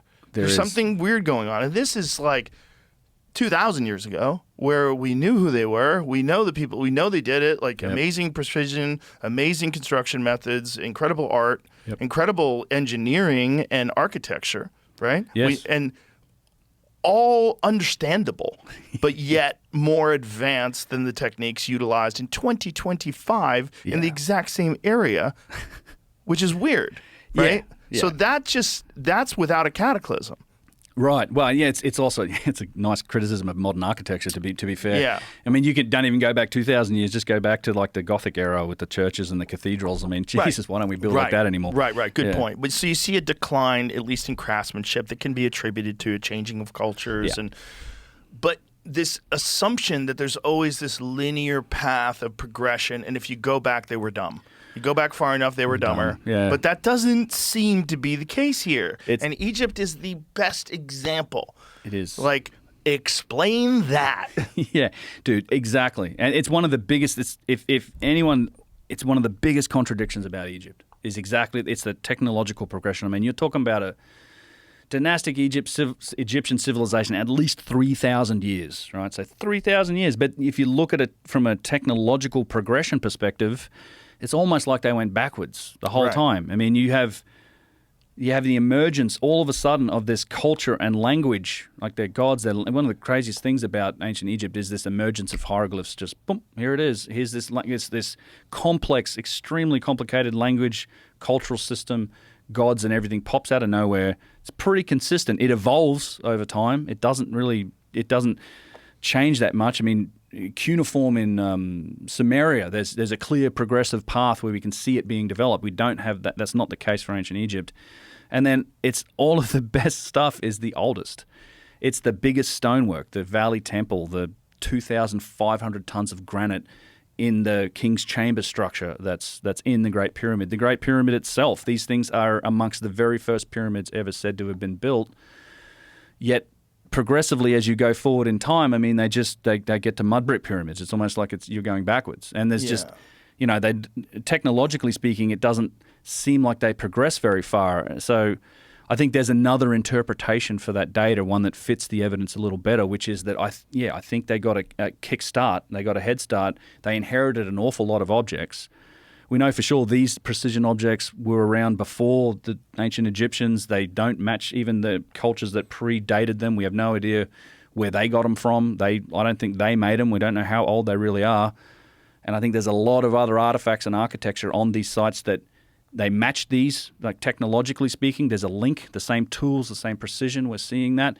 Yet these are massive artifacts, sometimes like a 1,000-ton statue, that you can't bury with you. It stays on this site. It gets inherited. It gets renovated. It gets reused. Eventually you get kings with hubris and arrogance, guys like Ramses II that says, carve my name 3 inches deep onto that sucker.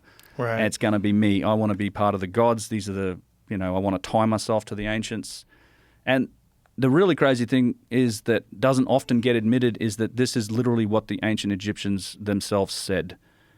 They called themselves a legacy culture. They trace their own history back 40,000 years.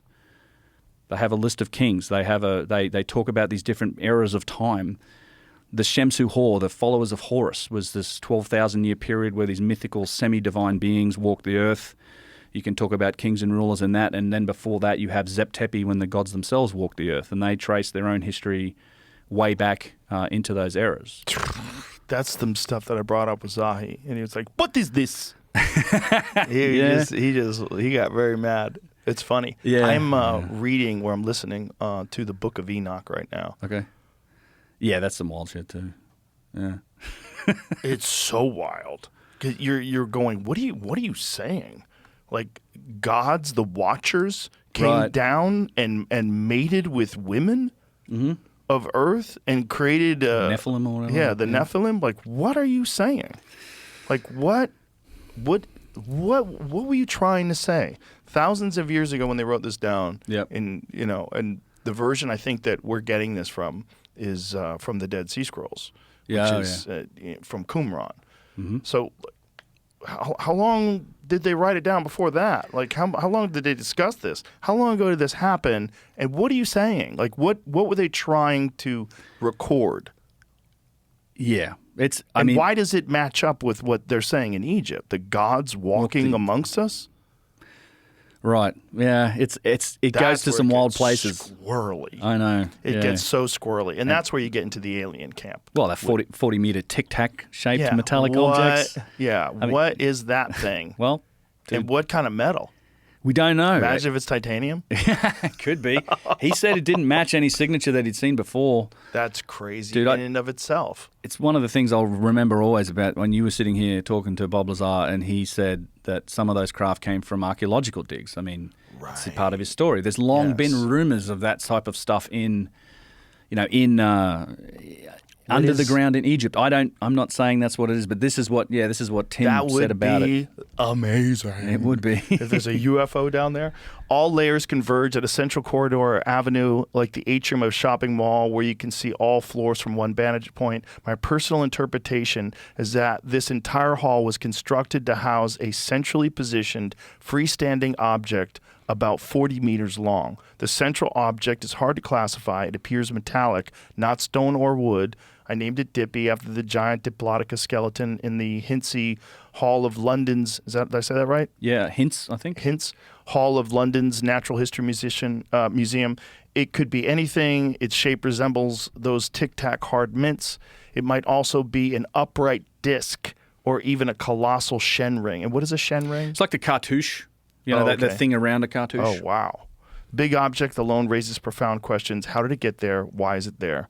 A more speculative theory is that it's some kind of portal. Oh boy, now we're going full tinfoil. Either interdimensional or interstellar, a Stargate. Its material signature is unlike anything I've seen in my entire career, but it's there, undeniably there. I'll let the future find out what Dippy is. Tim Akers. Well, he went full Art Bell right there. He did. Interdimensional or interstellar, a Stargate. Hey, look, the Egyptians talk about Stargates. Do they? Dude, go to, where is it? Dendera. There's actually a couple places. The literal translation, you can read it on the walls. I always show people when we go there. There are 2 or 3 depictions of Stargates. That is the literal translation for it, showing a constellation with a gate, and it's a specific constellation. A couple of different types. They're all on different constellations. Where can I find that? Where can I see this? There's pictures of Stargates from Dendera Temple. I think it's in the upper rooms. It's up where the Zodiac. So that's actually the Dendera is incredible. Like it is a star-oriented temple. There's massive depictions of the Zodiac, and this is all redone from older versions of the same temple. But that is the translation of what's on the wall with the constellation and the gate, and it literally translates as Stargate. That is part of it. So, the ceiling is the Zodiac. You even have depictions of solar boats going up to the moon at Dendera. Randall loves that temple. I have sent him a lot of footage from that temple. No, it's actually, I don't know. You'd have to look up just Stargate glyph maybe at Dendera. Yeah, glyph. I'll tell you if you see it. No, I don't see the exact one, but it's not. I mean, it's literally a cluster of stars that represents a constellation and a gateway behind it. This is killing me. We gotta find I know. I probably have it on my hard drive. Do you have it with you? It's on my laptop. If you want to see it after, yes. Yeah. Your laptop's out there? Yeah, yeah. All right, go grab it. We'll pause. You sure? Yeah. All right. Not on what you gave me? Huh? Not on what you It's gave not me? on that one. I didn't think we'd get into the Stargate. Oh, you got it. I'm going to try and find it. I'll try and find it. Okay. All right. We'll be right back, folks. Okay, so we found it from a video from Trevor Grossi on YouTube. The video is titled Hieroglyphic Proof of Stargate Technology with Mohammed Ibrahim, Mike Rick Secker, and Trevor Grossi. So this is what we're looking at. So you see, it's like there's a glyph. You can see the star, and there's a gate. Actually, try and find one of the other pictures. Maybe there's the star's the circle. That's what the star's supposed to be. Yeah, the star on the right. No, on the far right. There's the hieroglyph. So again, Stargate. It's you see the gate and then the star, and then I assume that crooked hook or whatever is part of this as well. Oh, I see. So it's the way you translate the hieroglyph. Yes. Yeah. So that's what it Muhammad means. Ibrahim, who I know quite well as well, he's very good at translating these glyphs. We when I travel in Egypt, we usually go with Professor Muhammad Jabra, who's one of, I would say, top 4 or 5 in the world for reading hieroglyphs. He can just read whatever's on the wall and tell you about it. He travels with us on these tours. It's phenomenal. He just shows us this. There's probably some better pictures of ones with the actual constellations up at Dendera if they get into. Yeah, but that one where they were standing next to each other, go back a little. Where is it? No, back a little. There. Yeah, so see, this is the one I'm talking about. You see the stars, the stars above the gates. So yes. there's literally different these, and with the words they relate to specific constellations. This is in the top what's the zodiac room at Dendera, where they have a replica of the circular zodiac on the ceiling. The French have the original, but this is original hieroglyphs, and it is the translation of this is literally Stargate for these constellations. So That say what it is bananas. And what are these constellations supposed to be? I don't know off the top of my head. We do tell people when we get into it. There is, I could find out, but I don't know off the top of my head. I'm sorry. Click that. With that one that you just had there, Jamie. No. Where you just had all, right there. So. Yeah, more gates. So similar, again, the gate with the crooked hook and the star. Yes. It's a Stargate. That's bananas. Yeah. Yeah. And so when they're referring to a Stargate, are they saying in any way what that means? No, it's. I mean, most of the interpretations these days would tell you that it's always symbolic. I mean, they do look at like the Osiris and the constellations in the sky as being connected to the Duat or to Nut, like the Duat being the space, and Nut, the goddess who is the sky, and it's all part of that passage of the soul going into the realms of the immortal that happens after death. So this is this symbolic interpretation that we give it all. We say, oh, this is none of this. It sort of falls into this category a little bit of like everything is symbolic, everything is ceremonial, nothing is functional. I'm fascinated by these temples because it goes back to something you were saying earlier. And I use this analogy to kind of set the stage for it. Imagine if Younger Dryas happened to us tomorrow, whatever, right? Hope, touch wood, doesn't. But say it wipes out civilization, but we survive as humans. Within, 2-3 generations, we're sitting around campfires telling stories about fucking these things that were like a black rock, and it's just, and you it's like, or plasma TVs, but you say, look, if you get this shiny black rock, you can get answers from the ancestors. You will know everything. You can talk to anything. You can see anything. You can ask it questions. You can ask it questions. Yeah. And maybe you go and you start getting black rocks and making them like this, and you start dancing around the fire. You start ritualizing this memory of technology. Now, right. If you take that concept, like say there's a cataclysm and now there's people that remember and they tell these stories, the stories get passed down. Now imagine there's a civilization that comes up and it goes through thousands of years of structuring those legends and stories of technology. That goes through just distortions and representations and symbolism, but it's just twisting all of these stories into this iconography and this complex symbolism that we then, I think, we go to a temple in Egypt that was made in the Ptolemaic era or whatever, and you see things on the wall. And I think there's a great way to interpret some of those symbols and some of the paintings to say that, well, is this actually an echo of something that was functional, or is an echo of technology? Like every staff that you see has a tuning fork on the bottom of it. Every single one on these walls, it's always got a tuning fork on it. What's that all about? Tuning fork. Tuning fork, like a little like a tuning fork. Yeah, all of the staffs with the was head, that means power. Like literally the interpretation of this symbol is power on top of the staff, and every single one of them has a tuning fork on the bottom. Can we see an image of that? Yeah, you can look up any of the temples in Egypt and like the depictions of gods with staffs and they're touching, or they're giving like the Jed pillar, or the Ankh, which is Jed pillar is stability. The Ankh is life. The Was is power. So in a lot of cases, these gods are granting kings, life, stability, and power, or sometimes just life and power. But what are those depictions of these enormous cylindrical things that they're holding that look almost like one of those like a transformer? Indian clubs? Yeah. Like that one there, that's like the Jed pillar here. Yeah, what the hell is that? That's a great image. That literally is the symbol for stability.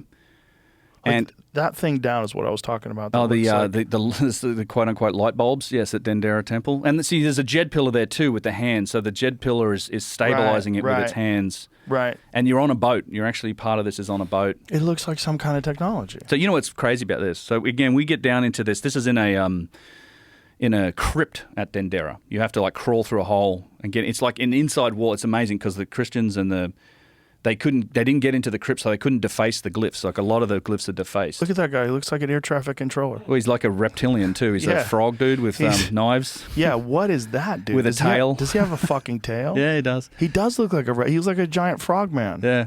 Wow. So what's crazy about this, there is a whole story about this, and it's written on the walls. And again, this is thanks to my friend Yusuf Ayawan, who I guide with, and then Professor Jabra, who can interpret this. And I'm going to do a video about this soon, because what he is saying about this crypt is that it tells you on the wall that there was a physical version of that thing in that crypt.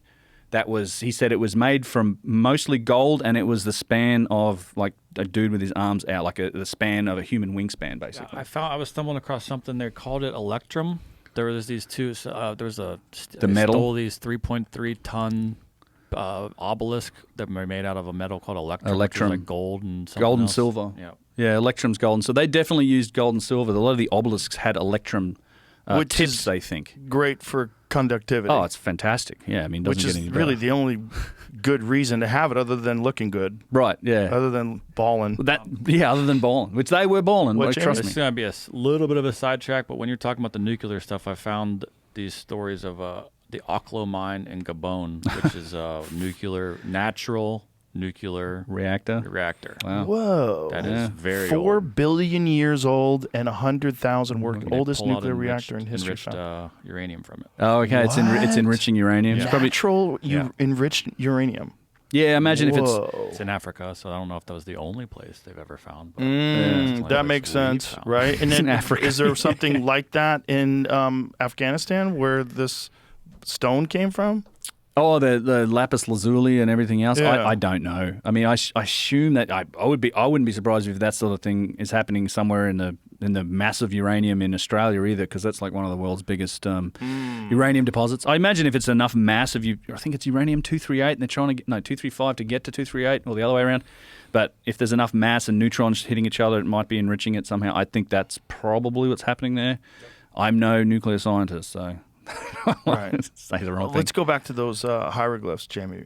The lizard guy, the frog guy, or whatever that reptilian thing is, that freaks me out. Oh yeah, it's the stuff of nightmares at times. It's kind of weird because that's one of the things that the weirdest.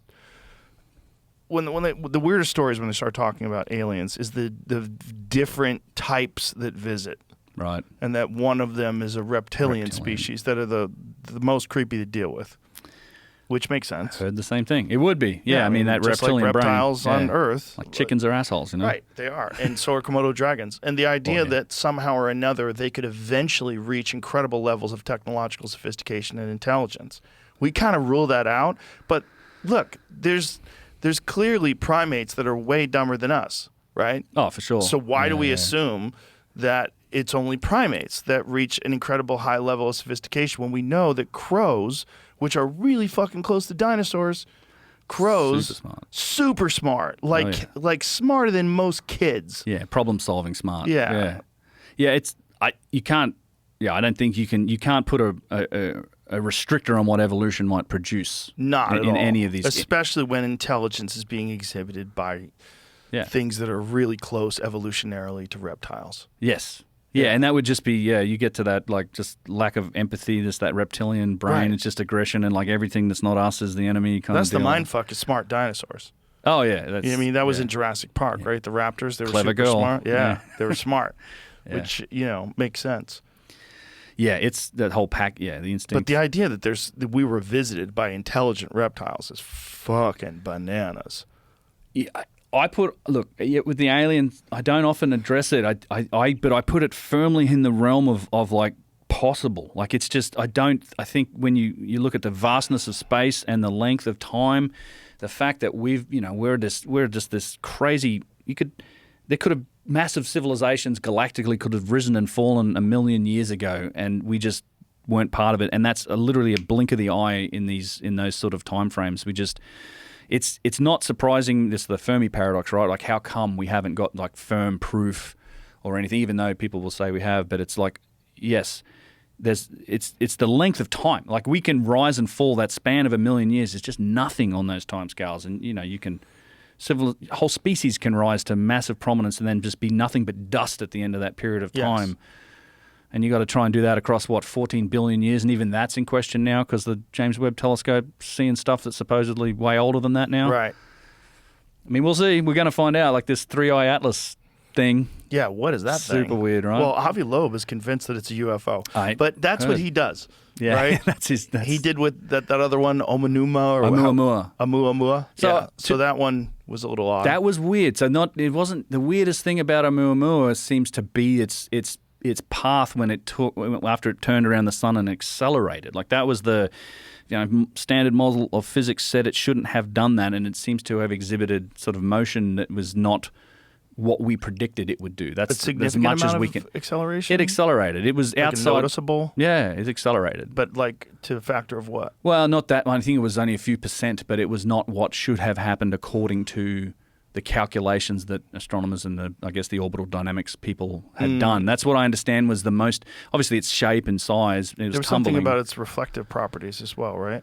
Well, just because it was so long and narrow and it was tumbling, that's what caused it to, we would catch like the long side of it, which the brightness would increase. So we had this oscillating brightness on it. And then it passed through the system and it's going, 87 kilometers per second or whatever it was, huge velocity, enough to escape the gravity of the sun. But it accelerated that's what I understand it did. It accelerated where it shouldn't have. Then there was another interstellar artifact that came in that was pretty much a comet. It behaved like a comet. It had a tail. It was off-gassing water. It's just an interstellar ball of rock and ice is what they say that was. That didn't get a lot of attention. Now this 3-eye atlas thing is much larger. It's traveling much faster, apparently, than the previous two, but it's also not behaving like a comet. It has this aura of light that it's emitting around it for some reason. I saw a report that said they're almost seeing a metallic, like smelting signatures off it. I don't know how much credence I can give it, but we'll find out. Like it's going too fast to stop in our system unless it dramatically alters its velocity. But it'll pop out. We'll lose it on the other side of the sun, but then we should see it again on the way out. So we'll know one way or the other if it actually is going to, if it changes behavior. I mean, what's he put it? Avi Loeb put it like 40-60 or something. Artificial to natural, but really, dude, it's so funny. I'm into Warhammer 40k in a big way, and it's just like I'm like, okay, we're going to be joining the Imperium here soon, boys. So All hail the Omnissiah. That thing might be a Mechanicus vessel. I don't know. If that's how they travel, I'd be very disappointed. They just shoot through the sky. Well, it takes months. If it slows down, I know, but I'm looking for portals. I'm looking for, an advanced civilization that visits us. I don't want the advanced Vikings. Right. Yeah, I want the advanced scientists from the 21st century. Open up the portal. Yeah. I you know what I'm saying? I mean, the ones who come fast on a burning spaceship, they're the dangerous ones. Because they're probably right. Yeah, they're probably the warlike conquerors, the ones who are going to rob us of our minerals and force us into slavery. You know what I mean? Yeah. That seems like if that's how you're rocking it, you're still doing it the way we do it, where you have something thrusting you insanely fast through the cosmos. Yeah, I get it. Yeah. Do you know that, like, the whole dark forest thing, like the dark forest theory? No, what's that? So this came out of, it was the three-body problem. Great series of books by a Chinese author got turned into a amazing TV show. Netflix show. Great show. The books are phenomenal too, and it's just, but it's this idea that, look, we shouldn't be making noise. It's like, imagine you're a hunter in a dark forest. So it's just, you're out there. You know there might be other things out there, and it's this like a philosophical engagement of, like, what should you do? Should you light a fire and make a whole bunch of noise in the dark forest that's full of it's full of predators. You don't know where they are. They don't know where you are. What's your behavior? What should you do? Should you see another predator? Should you be friendly? What's the risk to you to do it? And these could be like, you could be there with a bow and arrow. This guy could have a tank. This other guy could have some other energy weapon, whatever. You don't. There's massive differences in capability and scale, and pretty much every scenario works out to, like, what you should do is just be quiet, and if you see something, you should eliminate the threat. That's kind of the way it goes in the dark forest. It's like, it's too risky to reveal yourself. You should basically eliminate that threat if you can do so safely. And you apply that to kind of the galaxy, and to some extent, I feel like we're the equivalent of, like, a baby in a cot that's screaming around a roaring fire, because and there's, leopards out there, right? And because we're just, like, sending these signals out into space for 100-something years now.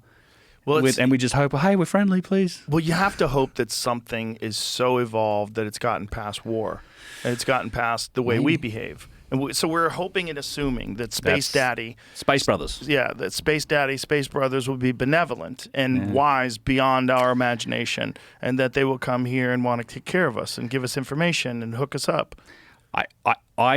That's my response. I have this discussion. I've had this discussion a few times, and my response to a lot of that is, well, we can take nature.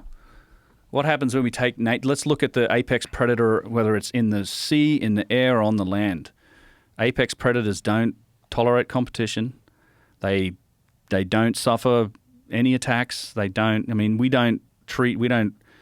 just dominate. Like, if it's in your way, it's inconvenient, you kill it. If it has something you want, we take it.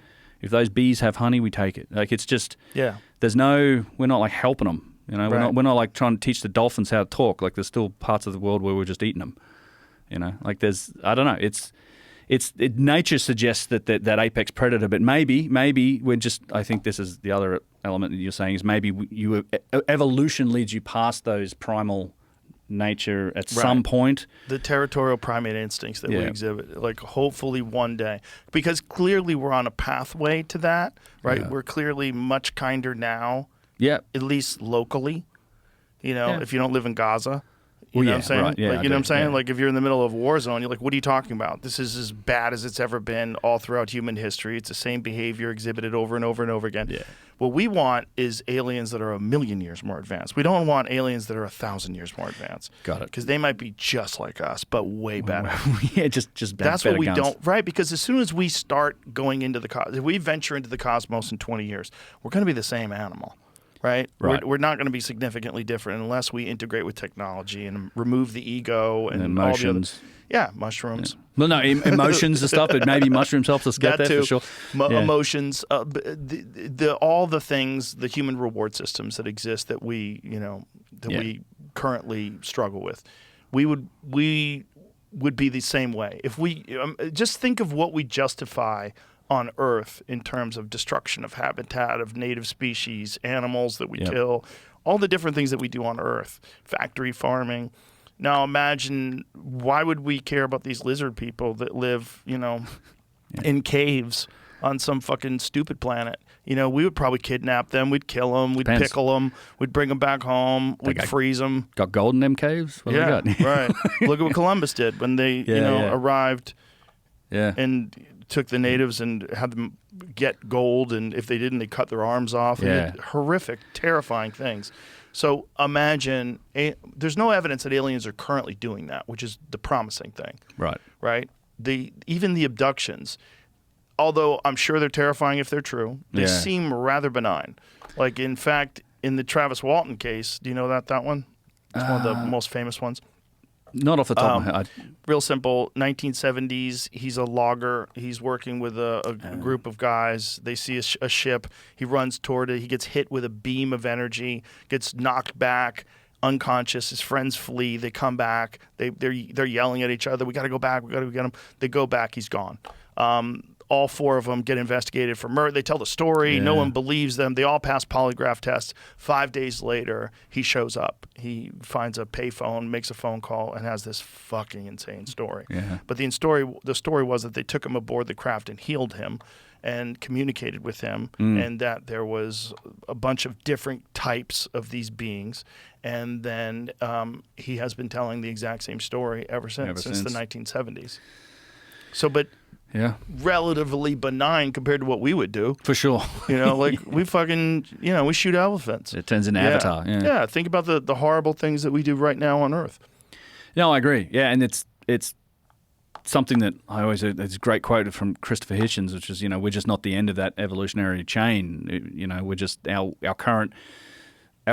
current version of humanity. Our frontal lobes are too big. Our frontal lobes are too small. Our adrenaline glands are too big. Our thumb forefinger opposition isn't all it's cracked up to be. We love violence. We love violence. We love violence. Our national sport is dudes who are enormous running at each other full speed. True. And the other one is guys punching and kicking each other. Yep. I mean, it's kind strangling. of it's kind of crazy. We're so high, and then we're also involved in multiple wars simultaneously, at least proxy. Yeah, proxy wars. And at least human beings are involved in a significant amount of war always. Yeah, this is literally the status quo throughout history. I mean, it's just we've always been at war with each other.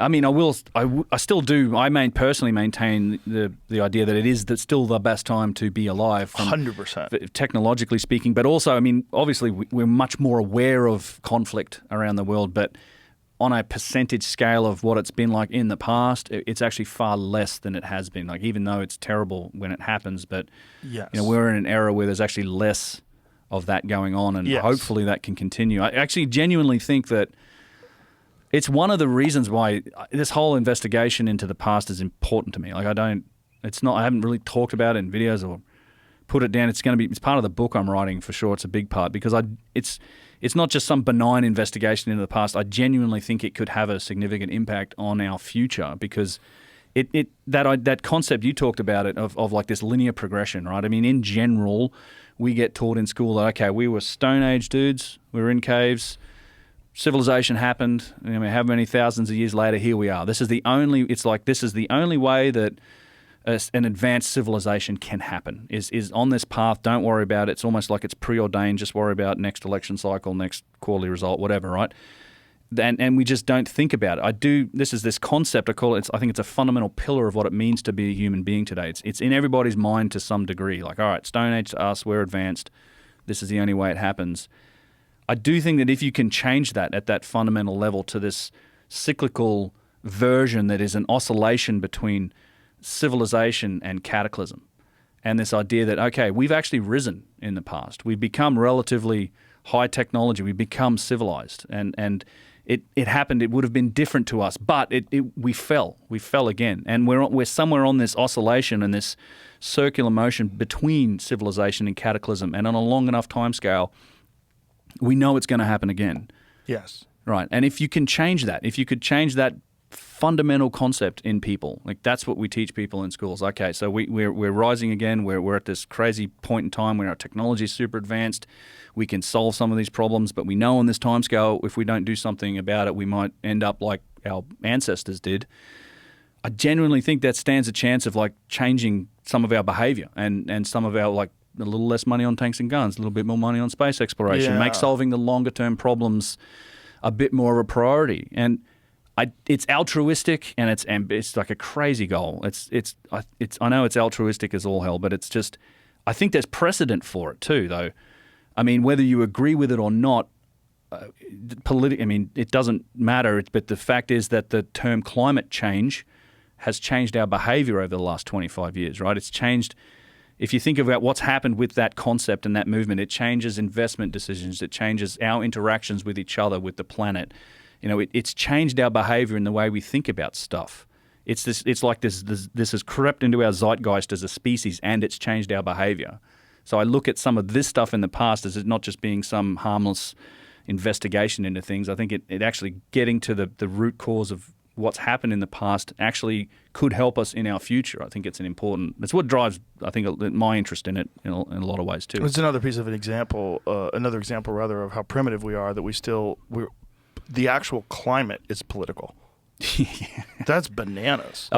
Pollution is political. Yes. Well, Yeah. I mean, if you disagree, I mean, I always find it crazy that if you even question any of some of the like official narrative about this stuff, the first thing you've got to do is make sure you decry and say, no, pollution bad. Yeah. Just because I think that some of the science might be off. I'm not saying like let's pollute the oceans. Like, no, let's be stewards. Yeah. But it's also the amount of time that we've polluted the oceans in is spectacular. Mm-hmm. What we've done just in terms of the depopulation of the ocean. Oh, yeah. That's nuts. Like 90+% of all big fish are gone Yeah. in a short amount of time. Like a couple hundred years of like hardcore fishing. Yeah, and we're going nuts. we fished out the ocean, man. Just about. That's nuts. Not only that, we polluted the fuck out of it to the point where you're not even supposed to eat it every day. Right, which is That's more's a pity. crazy. Oh, I agree. That's crazy. If you eat sushi every day, people don't recommend it. Found a beer bottle On the bottom of the Mariana Trench. What? Yeah. That's crazy. Man.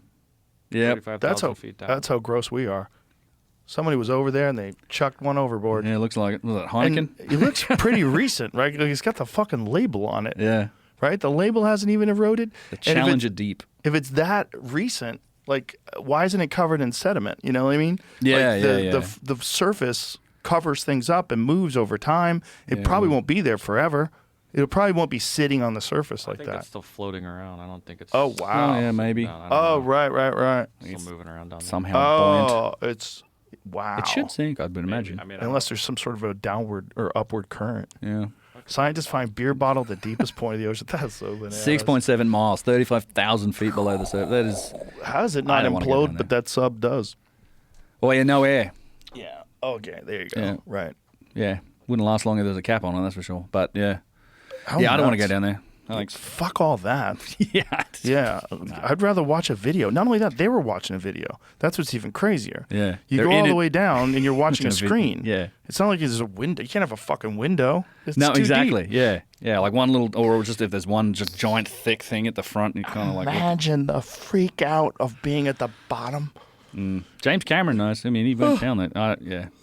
Not for He me. went there by himself. I know he did. It's crazy.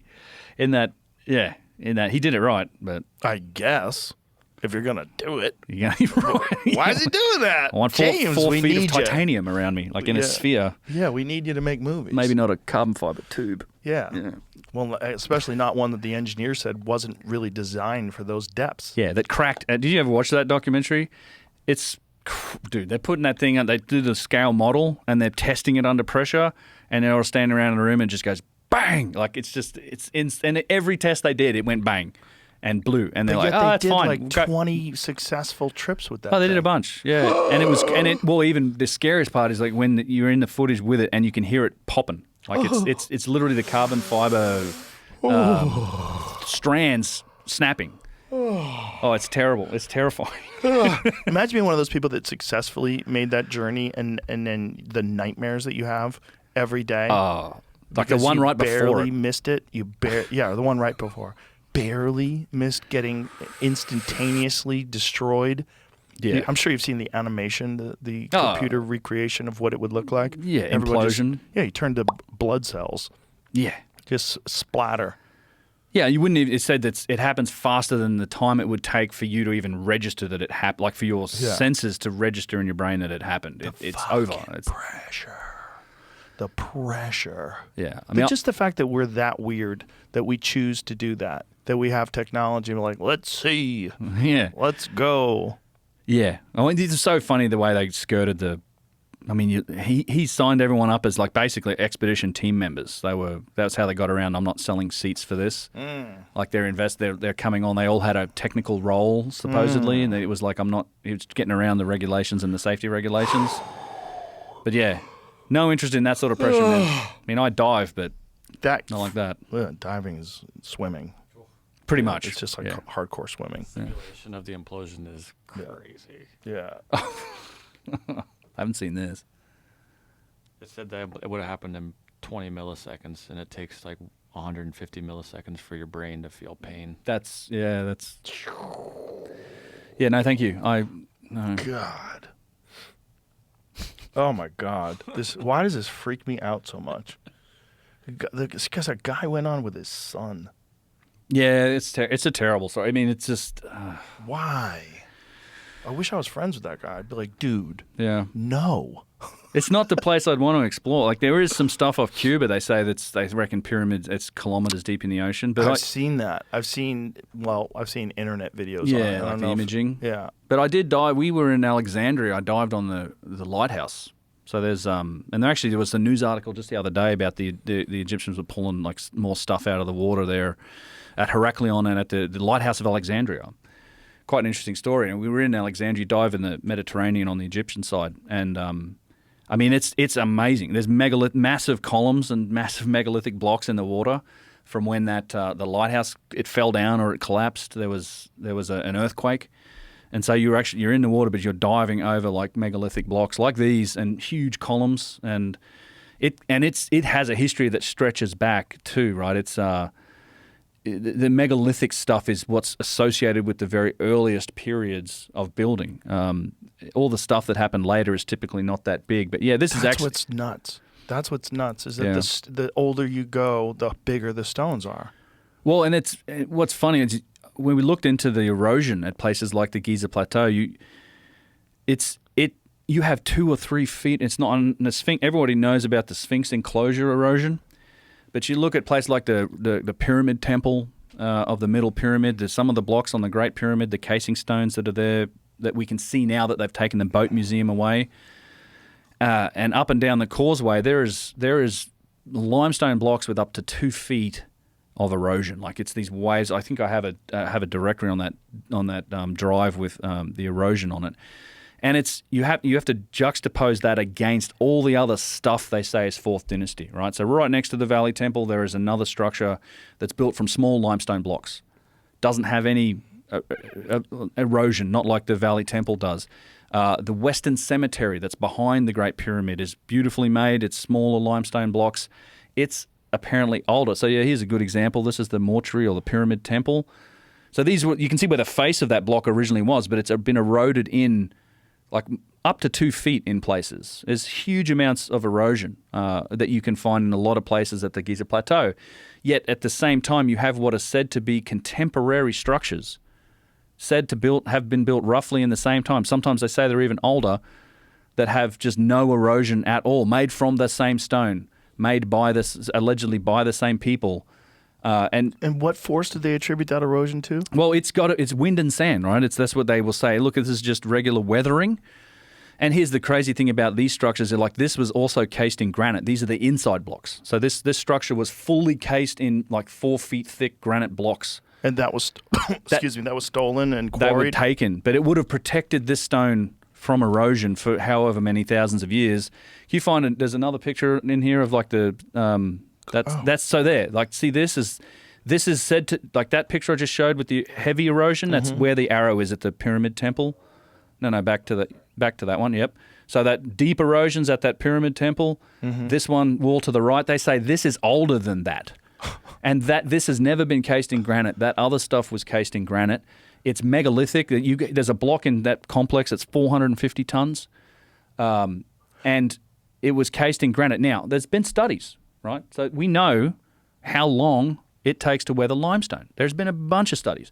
The US, the government departments have studied it. They put limestone blocks on the top of a building in Washington, D.C. in a government department and studied it over 11 years. There's endless cemeteries with conveniently carved and dated limestone pieces in the form of headstones that you can measure. So you can go, okay, this was carved in whatever year this guy died, and as you can measure it and over time get a sense for like what's it take with rain, with wind. We've done studies of like, all right, we put these blocks in a river and we let it wash over like a very highly erosive environment where we've got running water running over the stone and how long it takes to erode. For some of the erosion that you can, if you reference those studies for this type of hard limestone, to get 2 feet of erosive wear on those blocks just with regular wind, weathering, and this is in places that have a lot more rainfall than Giza. You're talking dates from like 60 to 122,000 years to get that much erosion on it.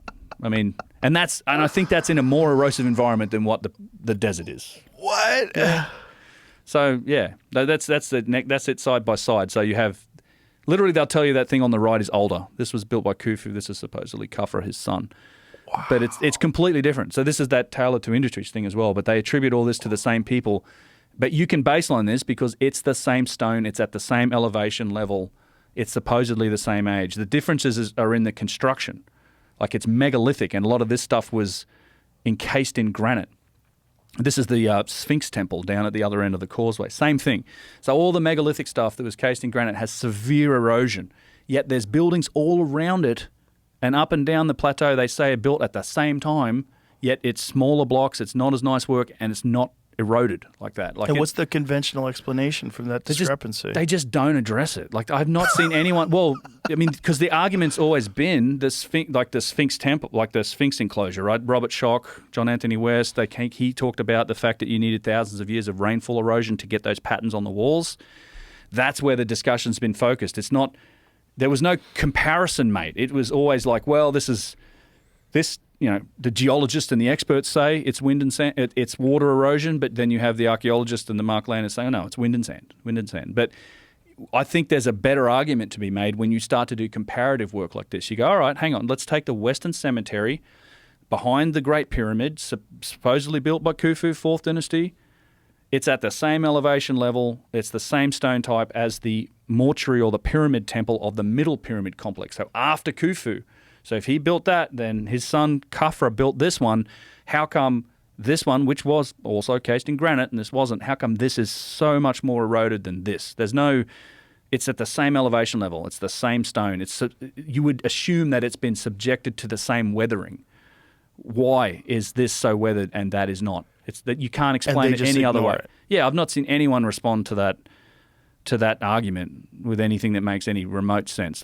Remote sense would dictate one's older. Yeah, I mean, I like to show people like which one looks older. Like same stone, same elevation level, same everything. Has to be.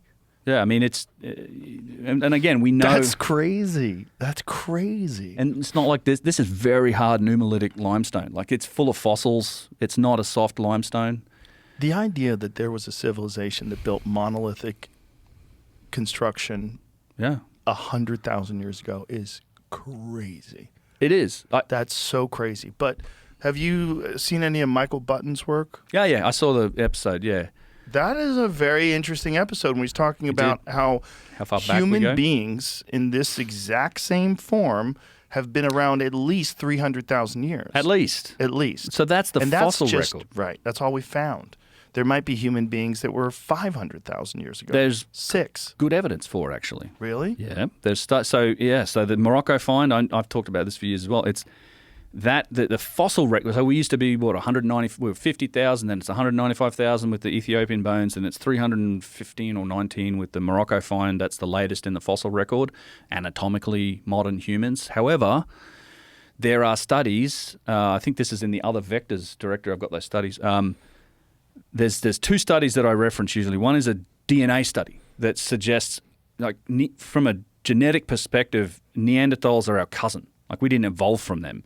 We both evolved from a common ancestor.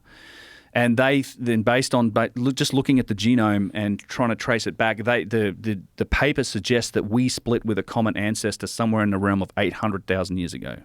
Us and Neanderthals split from a common ancestor. Like that's when we carved off 100,000 years ago. Yep. And there's another study on teeth morphology, which was it actually got set up to try and prove that we're only 200,000-300,000 years old. And they were looking at, all right, so our nearest common ancestor, how quickly does our teeth have to evolve and morph, like this teeth morphology? How quickly does that have to happen for us to basically have the teeth that we have today relative to our ancestors? And they thought, well, it's going to have to be this rate to make these numbers work. And then they did this big statistical study on a lot of different people from all around the world, and they figured out the rate of dental evolution is much slower. So they basically worked backwards from there and said, okay, so if that's how quickly our teeth evolved, then we may have been around as many as 800,000 or 900,000 years. So you have two different studies. I mean, again, fossil record 300,000, but other studies do suggest the possibility could be up to towards 1 million years old for human beings. It gets real interesting, even within the 300,000 years, but certainly if you stretch it back further, I mean, you can find graphs of the temperature and the global temperature in ice core data from Antarctica that goes back 400,000 years. So you have these peaks and valleys. Like we're in that peak right now in the Holocene, the nice warm period where civilization flourishes, but we've been through a bunch of those peaks before. And some of those valleys are, we know, as a result of cataclysm, like massive changes to the surface of the Earth where nothing would be left. So I honestly put the realm of possibility for advanced civilization, not just the last ice age, but within, up to 1 million years potentially. That's fucking crazy. Could be. Well, it's not. It'd be dust for a lot of it, but it would be dust what we would find now. Yeah. But it's not. But that's what Michael Button's argument. When you're dealing with anatomically similar human beings, or anatomically exactly the same creature, give us warm weather and enough food to eat, and we start fucking solving problems. Which is one of the reasons why Egypt itself was so spectacular, was that it was very fertile. It was in the African humid period. This is one of my arguments. Is I think if we just assume for a moment that there was a civilization that flourished during the African humid period and before it, when the Sahara was a savanna. And that's why I think the Sahara is such an appealing target. It's because what happened, right? So if that civilization ends, we're knocked back to a relative Stone Age. The people that were populating the Nile, and people have been in the Nile, we know, for like hundreds of thousands of years. Like people live, and if they're going to start that civilization, they're going to do it in the only part of that country that was habitable. It's the Nile Valley, and that's where all the sites of ancient Egypt are that we know about. But they've all been, let's assume they kick-started with stuff and been inherited and renovated and reused, and the dynastic Egyptians made them their own, assuming there's something there before. So what's fascinating to me is the possibility that out there in the Sahara, maybe near an ancient water source or an ancient aqueduct or something, or an ancient aquifer, we might be another Assyrian out there, like this subterranean things. There might be another Serapeum. There might be another labyrinth buried beneath the sand somewhere that's not been touched, and it hasn't been inherited and reused. Well, that's where the Reichart structure gets weird. Right, and that's on a timeline that could be very ancient because it's very eroded. Then it's hard to see anything like this. It's interpretive almost at this point to figure out that if there was a structure there or anything. Yeah. Right. Yeah, it's interesting. But it's also, that's another one when you go above and you look at the satellite imagery, you go, oh boy, that place got washed. Yeah, it did. It got washed. I mean, that place is one of the clearest examples of a place that looks like it got washed, because there's literal salt deposits everywhere. Right. Yeah, I mean, which is nuts. It is nuts. The whole thing is nuts. Yeah, I don't know what happened. Like Jimmy Corsetti has some amazing videos on that. Well, yeah, if anybody's interested. Jimmy does, and you do as well. Jimmy's awesome. Yeah, that seems like it could be one of the places to look. I mean, actually, so Michael Donnellan's is an interesting talk about Melon Burrows and that same satellite scan company. There's a guy named Michael Donnellan who's been working. He was working with them, still is. He's putting out a documentary pretty soon called Atlantica, and he thinks he's found, at least if not Atlantis, a part of Atlantis off the coast of Spain. And they've for 100% found some shit in the waters, and they've been diving on it for a couple of years now and building a documentary. But it's pretty convincing. He's found, again, another like underwater, if nothing else, megalithic city He thinks it could be Atlantis as well, off the coast of Spain. Wow, I saw that documentary was coming out. Yeah. I didn't know exactly what they had discovered. Is there images that we can see right now of what they It's discovered? no, we saw like an advanced Keeping his preview cards of it close to his chest. until it comes out. But they discovered it with that Merlin Burrows scanning tech, the same satellite-based tech, and then they went and dived on it. And we saw like a cut-down version of 3 episodes at this conference I went to and met him. I've since talked to him a bit. Fascinating. 100% found something. Like, it is man-made. Like, whatever it is. Yeah, so this is like the preview, little teaser thing. Ooh, when does this come out? I'm not sure when the streaming. I feel like it's got to be this year. I hope he's mostly done with it. It says 2025, Okay, so then or at least the trailer is. that was Tim 2025. Akers for a second, the old guy with the beard when he was still alive. When did he die? I think it was just last year or the year before. Damn. Yeah, it sucks. I'm very happy I got John Anthony West on a couple of times before he passed. It's one of my big regrets is never actually having the chance to meet the man. Oh, he was great. He's phenomenal. You know, there's a clip I use in my videos of him back in the 90s. Does it show any images, Jamie? No. Not really. Back in the 90s, John Anthony West, I use it in some of my videos, and he's standing at this cabinet, the same cabinet I stand in front of. I take people there to the Cairo Museum, and he's looking at this beautiful diorite vase with a super thin neck, and it's like this beautiful but tiny little thin neck on it and flared, and he's just saying, you know, how much of these vases are an anomaly. They're pre-dynastic. We don't know how they made them. You know, how do you machine out the inside of this vase through this tiny little neck? Someone did it. And he said, I can only hope that at some point in the future people will start to like apply modern technology and study these things and try to learn some more about it. So it's just fantastic that vase scan project is basically doing what he thinks we should be doing. And That we're, is we're learning amazing. a ton about it. His DVD series, Magical Egypt, is what got me hooked. Yeah, I know. Yeah, that's what you've said. That series is insane. I think it's so good. He was great, a symbologist, and I think that symbologist view of ancient Egypt is fantastic. Occasionally he would touch on the engineering side of things that I'm kind of deep on. Sometimes he'd ignore it too. It's pretty funny. I have a copy of his guidebook, which is hard to get these days, his guidebook to ancient Egypt, and it literally has about this much on the Serapeum because there's just no real writing down in the Serapeum. That's the place with the 25 giant, like 100-ton stone boxes. It's one of the most remarkable logistical feats that come from ancient Egypt, but there wasn't a lot to like for a symbologist to interpret in that place. So it's like, yeah, it's pretty cool. Go check it out. Some boxes.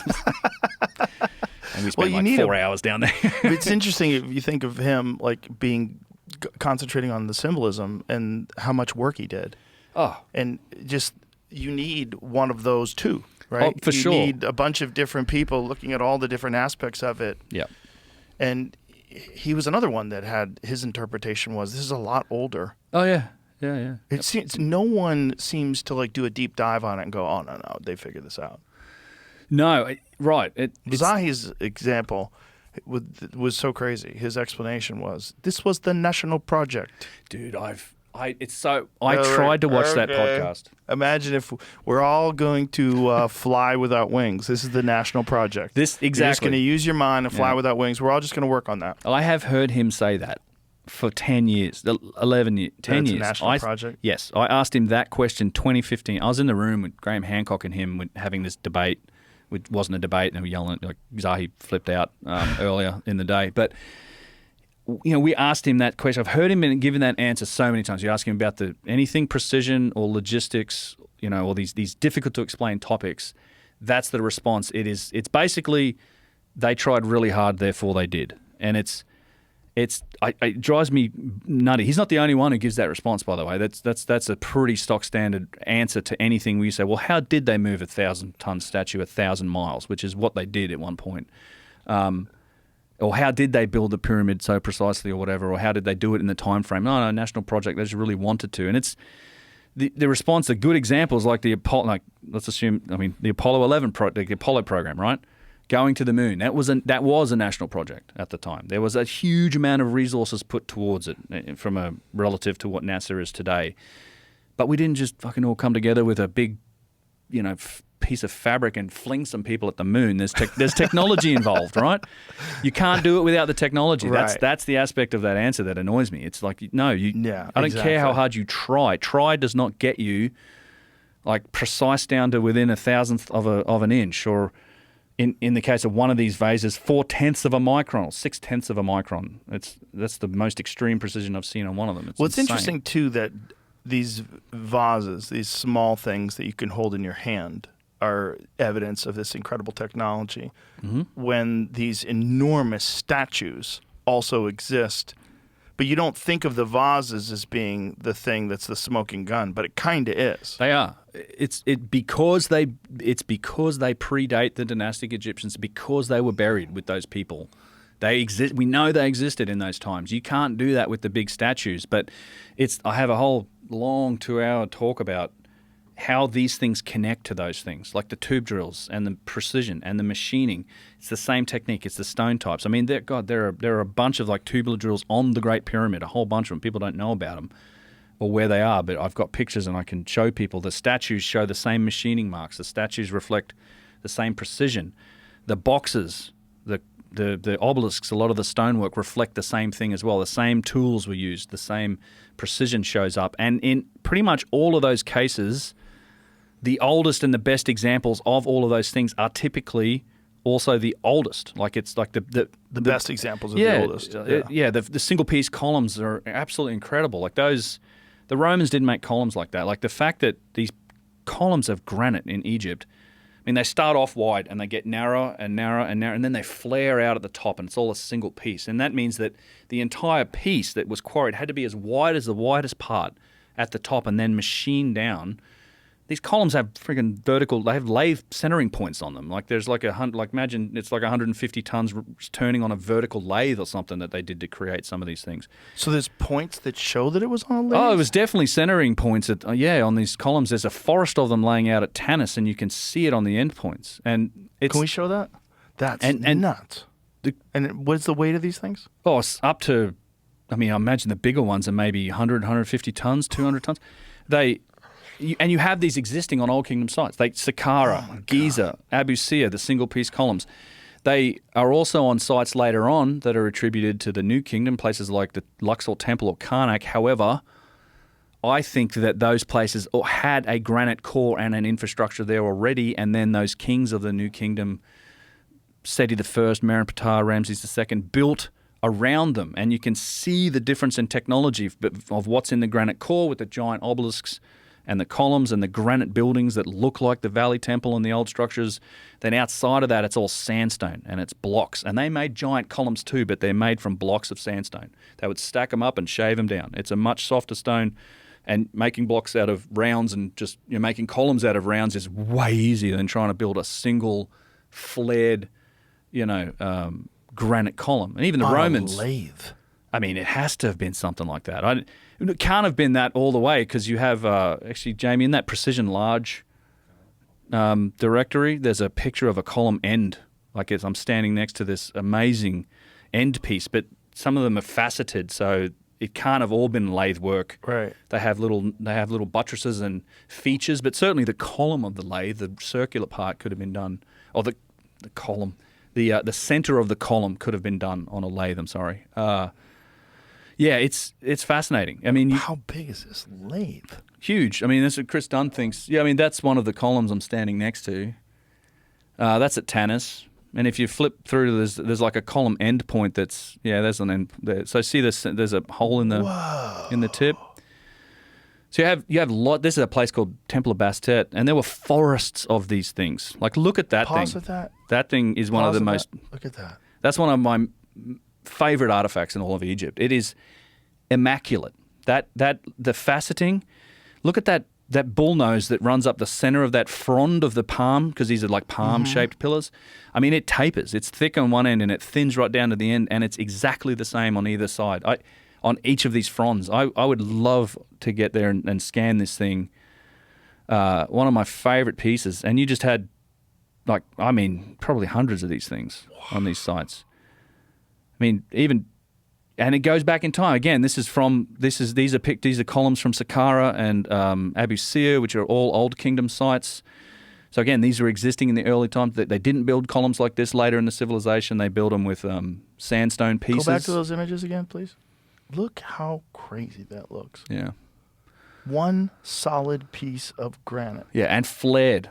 flared. Even the Romans, who by all accounts had far superior technology to the Egyptians. They had force multipliers, they had iron, they had all sorts of mathematical skill they got from the Greeks. They built single piece granite pillars, but they were tapered the whole way. They weren't anything as precise. They're quite rough. You've been to the Pantheon. Mm-hmm. This one's one of my favorites. This is called Pompey's Pillar. You can see the dude standing at the bottom. I've actually got a picture of me there as well, but it's.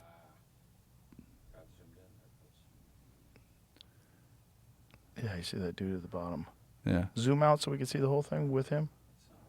It's not working. There we go. There it is. Look at that. So I think that's been that's a reworked column that the Romans reworked, and they carved that head top, or it's a separate stone. I'm not actually sure. But this is in Alexandria in Egypt, but huge. And where did that come from? And so this is how they do it. It's Aswanian granite. It's like 1,000 kilometers away. So then when you get to New Kingdom. So so this is the stacked rounds of sandstone. And I always like to show people this corner of Karnak because it's an unfinished column on the end there. You can see how they did it. They'd stack up those blocks and they'd basically shave it down. And they would end up, and this is imitation too, right? This is a key thing you see, even with the vases, people knew what was sophisticated. Like anyone who works with stone, whether you're primitive or not, you see an artifact like that or one of those statues or a column out of stone, you're like, holy shit, how did they do that? So it's from the gods, right? I'm going to imitate it and I'm going to try and replicate it. And so they were doing their best to replicate and imitate. But with sandstone. With sandstone and in a technological method that they were capable of, which is to put blocks of sandstone up, right, shave it down and make it look like one of these columns. Whoa. And they did great work, right? Don't get me wrong. Karnak is the great sort of hyperstyle hall at Karnak. It's phenomenal. And it is the work of the New Kingdom. But it still pales in technological significance to like the older stuff, the single piece stuff. But it's fabulous. I love the Karnak's one of my favorite places because you have all those examples right in front of you of like high tech and then low tech. And so by New Kingdom, what year? 1500 BC ish. Wow. So even then, they're still doing spectacular stuff. It's just not as sophisticated. It was by all accounts, the Old Kingdom or in the New Kingdom, that was Egypt's height, like the height of the dynastic Egyptian civilization. Like Ramses II in particular, always call him the greatest of the Egyptian kings. Egypt had the most power, the most wealth, the most ability to do that sort of work. So they built these great temples, and it's very, very clear. Yeah, this is that Pompey's Pillar that they call it. It's very clear that they built them around and on top of existing infrastructure. In fact, at Karnak, which is attributed to Ramses II, again, the devil's in the details. You have the names of kings that go back all the way to the Old Kingdom on various structures. You also, at one point in that hall where they've pulled up a massive floor tile, underneath the ground at the bottom there is a column base. It's another, like an older and white calcite column base that is the same sort of column base that you see on the very oldest of sites, which tells you there was a columned hall here before and either got destroyed or knocked down, but the whole place was rebuilt. You see this evidence for these layers of infrastructure on these sites that tells you, okay, it's like looking at these ancient sites, you always have to keep that in the back of your head, like, all right, there's been thousands of years of not only inheritance, but renovation and reuse and claiming. Like it's people have asked me if I think the statues are so old, how come they look like dynastic Egyptians? I think the answer is it's the other way around. I think the dynastic Egyptians look like the statues. So if you imagine there's evidence for like 5 or 6 of these giant 1,000-ton statues, like which are the typical stuff you see at Luxor with the head jet and the Nemes crown, or the bowling pin thing on the head, and they're always in that iconic symbolic style of ancient Egypt. Can you go to some of those? Yeah, I have the Precision Large has probably got the statues. And imagine that you are a tribal culture that's emerging from this Stone Age, but you have this history and these legends of these stories, and you come across, so this iconic look, And again, this stretches back. This is an Old Kingdom statue. This is attributed to. This is made of diorite, by the way. This is called Khafre Enthroned, one of my favourite statues, with the columns from Saqqara in the background. So this is made out of that same impossibly hard stone. Yes, it's like a 6.5 to a 7 on the Mohs scale, and it's phenomenal. This is an incredible statue. And this exhibits that facial symmetry as It well. looks like it. I've not seen the actual scans from this, but this thing actually has tubular drill marks and saw cuts in it too. So it's got between his heels you see the remnants of a tube drill. Keep that there, please. I've probably got a picture of that in my machining directory of the tube drill between the heels. And then in the legs on the inside, you can actually see overcuts, like saw cuts from where they cut too deeply into this insanely hard stone, and it's overrun. Which is, if you were doing this by hand, that's a mistake you'd have to be making for about 4 hours, to actually get the depth of the cut. But if you had some sort of power tool that was removing material quickly, you can overcut in there, and there's like little mistakes. Go to the full of this, please. Yeah. So your thoughts are that the Egyptians were imitating these ancient looks. Yes, I think they inherited their iconography from the artifacts that they gained in like statues like this, and also the 1,000-ton versions of statues like this. And I mean, if you look at their art style, this is one of the things that blows my mind. It's like across that 3,000-year civilization, that iconography didn't change very much. Like, it's the same look. And how do the kings draw themselves on the walls? They're always trying to position themselves as being one of the gods, right? They always talk about, eventually they got this aura of divinity. You became a god, like the pharaohs became divine. That wasn't always the case. But they grew into that over time as that civilization progressed. And they always match themselves, and they try to make themselves look like the gods. And again, eventually, once you get hubris and ego involved in some of these really big, really rich kings, you're like, damn it, I am one of the gods. Put my name on his statue. That's how I want to be remembered. And there were multiple gods. Seti I did it. His son, Ramses II, his son, Merenptah, particularly in the New Kingdom. I mean, Petrie called Ramses the Great Usurper. That was his name for him, because he was putting his name on everything, trying to label himself as one of the kings. And I think if you look at that icon from the Old Kingdom through to the Ptolemaic era, it's the same. Like, they're depicting themselves as one of these gods who are always depicted in the same way, and that's part of it from day one. Like, it feels like. So, and I think, where do you get that picture from? It's like that. What's the poem from Percy Shelley? Ozymandias.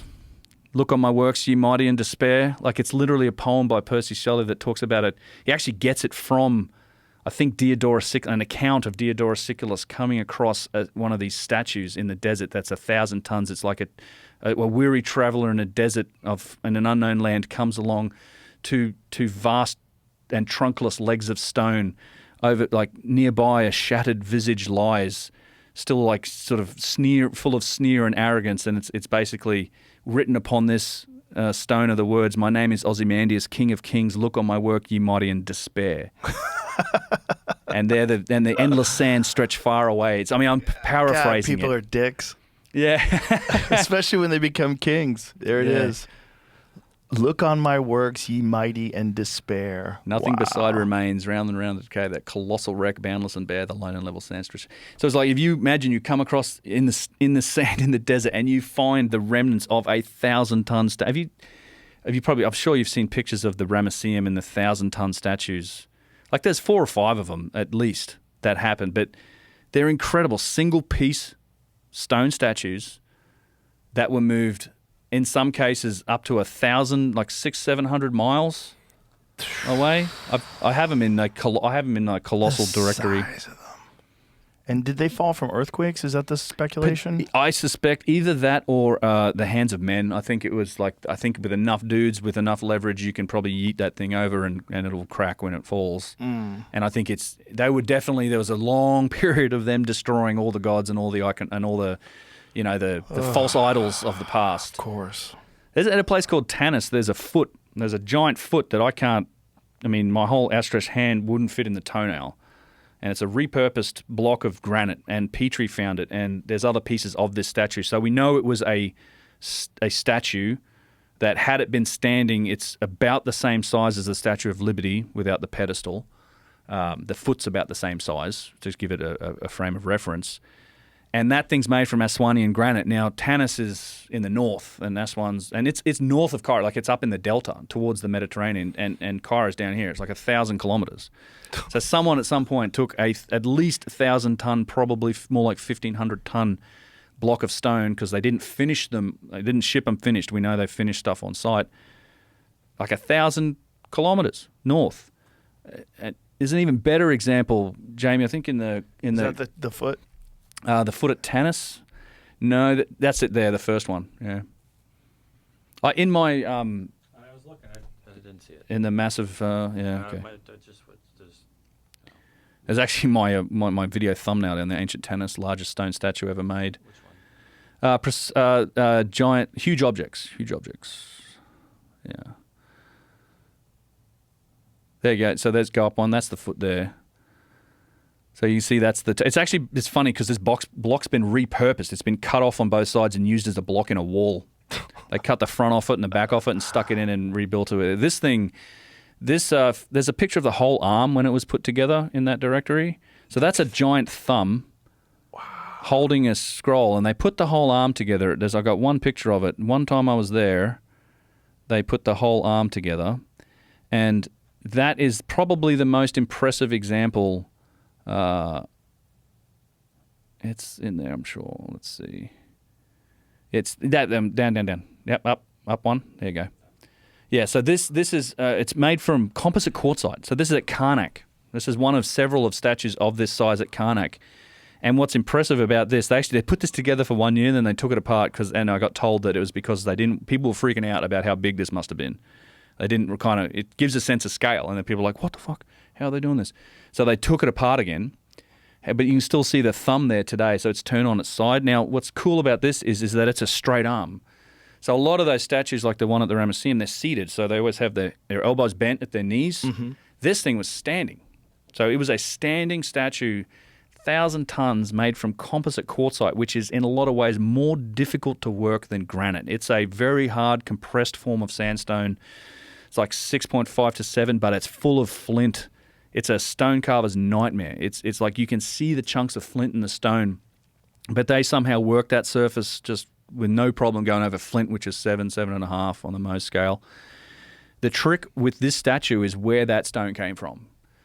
So Karnak in the south, Aswan for granite a bit further south. Composite quartzite doesn't come from Aswan. It comes from the Red Mountains north of Cairo. And the tricky part here is that the Nile River flows north, right? So it's like it's because it's north that people are like, oh, it's flowing up, but it flows to the north. So they had to take the block for that thing, I'd say 1,500 tons easy. They had to bring that upriver, 600 miles or something, 500 miles. Wow. I don't know how you explain that, and there's certainly no depictions of them doing that. That is a logistical feat. I mean, I don't know how you can rival it. It was a national project. Don't you get it? Don't you get it? Just a national project. They really wanted to. Dude. Well, it's one of those really amazing mysteries because the actual facts of it are so spectacular that it defies any conventional explanation, to the point where it opens up people to the possibility that maybe we don't know. Almost anyone listening to this, it's even remotely reasonable, that sees that goes, okay, I think this picture is a lot bigger than we thought it was. Yeah. That's honestly my response to it too. Is I don't know how they did this. You can't do it primitive fashion. Like we literally tried. Like we've had the Thunderstone is the example. How would they even do it today? Hydraulics and diesel power, like huge bar. I mean, I didn't even know. You try to move. I mean, it's like makes newspaper headlines when they shift a load of like 150 tons on a truck somewhere. 1,000 tons these days. 1,500 tons? 1,500 tons. I mean, we have cranes. We have the capability, but it's usually by water on giant. I don't know if we could, how we transport a load like that over anything other than water. Imagine the wooden boat and how hard those dudes are rowing. Upriver too. Not only that, how deep is the water? And when you're dealing with 150 tons, how far does it sink? You know The what I'm saying? displacement. Yeah. Yeah. How much of a boat do you need? And can you fit a boat that wide? In parts of the Nile you can, but I'll tell you this, and I've looked at Parts. this, that you sure as shit can't do it at the quarry, because this is what they say. You go to the quarry, and this is an example I like to give people all the time. The unfinished obelisk, at Right. the Aswan quarry, it's Right. like 1,200 tons, more or less, like 10 tons off or something. They will tell you that, so there's this low area in the quarry, that's the harbour, where they park the boat to take the stone. I mean, there is no chance that you could put that thing on a boat that even would. It's like this is not in the realms of possibility for a boat to displace enough water to take a load like that obelisk. It would literally just be this giant clunk. It would just it just can't happen. And what's more, that quarry or that harbour in the quarry, that isn't a harbour. That's an extraction. They pulled a fucking block out of there the same size as the obelisk. It's gone. You can see it. It's an off-limits area to the quarry, but we kind of get in there every time. So someone somehow pulled that off. It's already been done, 100%. We know it has because we've got the statues of blocks of that size and tonnage have been successfully transported and shaped. However, in that place they call the quarry in the harbour, it's all scoop marks. It's the same technology, and here's where it gets wild. Is that you can see the extraction that's come out. It's massive, basically like the obelisk, the unfinished obelisk. So something like an order of 12 to 1,300 tons in a piece got pulled out of there. And in the corner, right up at the end where you see the boxy end of whatever this was taken out, on the wall, there's red ochre painting. It's paintings of like emus or flamingos and some other dolphins and other stuff. And it's an identical match for the art style and paintings that you find on pre-dynastic pottery that comes from the Carter culture and before. It's exactly the same. It's not dynastic Egyptian. It's pre-dynastic artwork. That's Can we been see that? put on the wall. I hope I have pictures of that. I know I do on here. It's actually, I have a video called It's on I have a video where I look at all this on my channel, but it's the exact same artwork that you see on the vessel. So to me it's an indication of there was these people that were there are living there in the thousands of years before the dynastic Egyptian civilization rose, were obviously in that quarry, and they found this convenient wall to put some artwork on, and they painted on it, which tells you that this extraction had to happen before that, right? Right. It had to have been taken out before that. And how far before? We don't know. Can't date the stone. So. But somebody took a piece like that out of there, 100%, with the same technology, the scoop marks and stuff. Have you found anything on that, Jamie? Once you get that, let's look at the unknown obelisk too. So to give people a reference unfinished point. obelisk? Yeah, the unfinished obelisk is how many feet? I have that open now. That is definitely in that other directory. Okay, hold on. That's the video about the obelisk. But The unfinished obelisk is how long? Oh God, it's got to be I don't know, 100 feet long or something like that. It's a 90 feet long. I'm thinking you'll see it in the picture. It's a giant block. So it's not extracted either. That's what I should say. It is still attached to the bedrock. So they were cutting it out, and then for whatever reason they stopped. But if you assume that the obelisk would have a square section, which means same width as like this, a square section. It would have its mass with the granite there at like 2.7 tons per cubic meter is roughly 1,200 tons. And did they stop because it was cracked, or did That's they what not they say. know? That's what they say. I don't think so. I don't think that it doesn't. To me, that's hard to say whether it was cracked or not. It was people tried to quarry it after. There wasn't much attempt made to quarry. I don't know why you would, even if it cracked, why not use it? If it's actually if it was done during dynastic Egypt, you've done all that work. You've cut out the trenches on all of it around. You could cut pieces out of that. It'd take way less work. You want to get a smaller piece of stone for something else, just cut it. Like you should use it, but that's not what happened. Unless their technology was so sophisticated that what they wanted was very specific and they could just do it again. Yeah, and maybe it didn't crack. I think that's an example like you do see on a lot of these sites, like the Serapeum, like the Assyrian at the quarry, that something happened that meant tools down. Yeah, so here's the painting. This is the pictographs.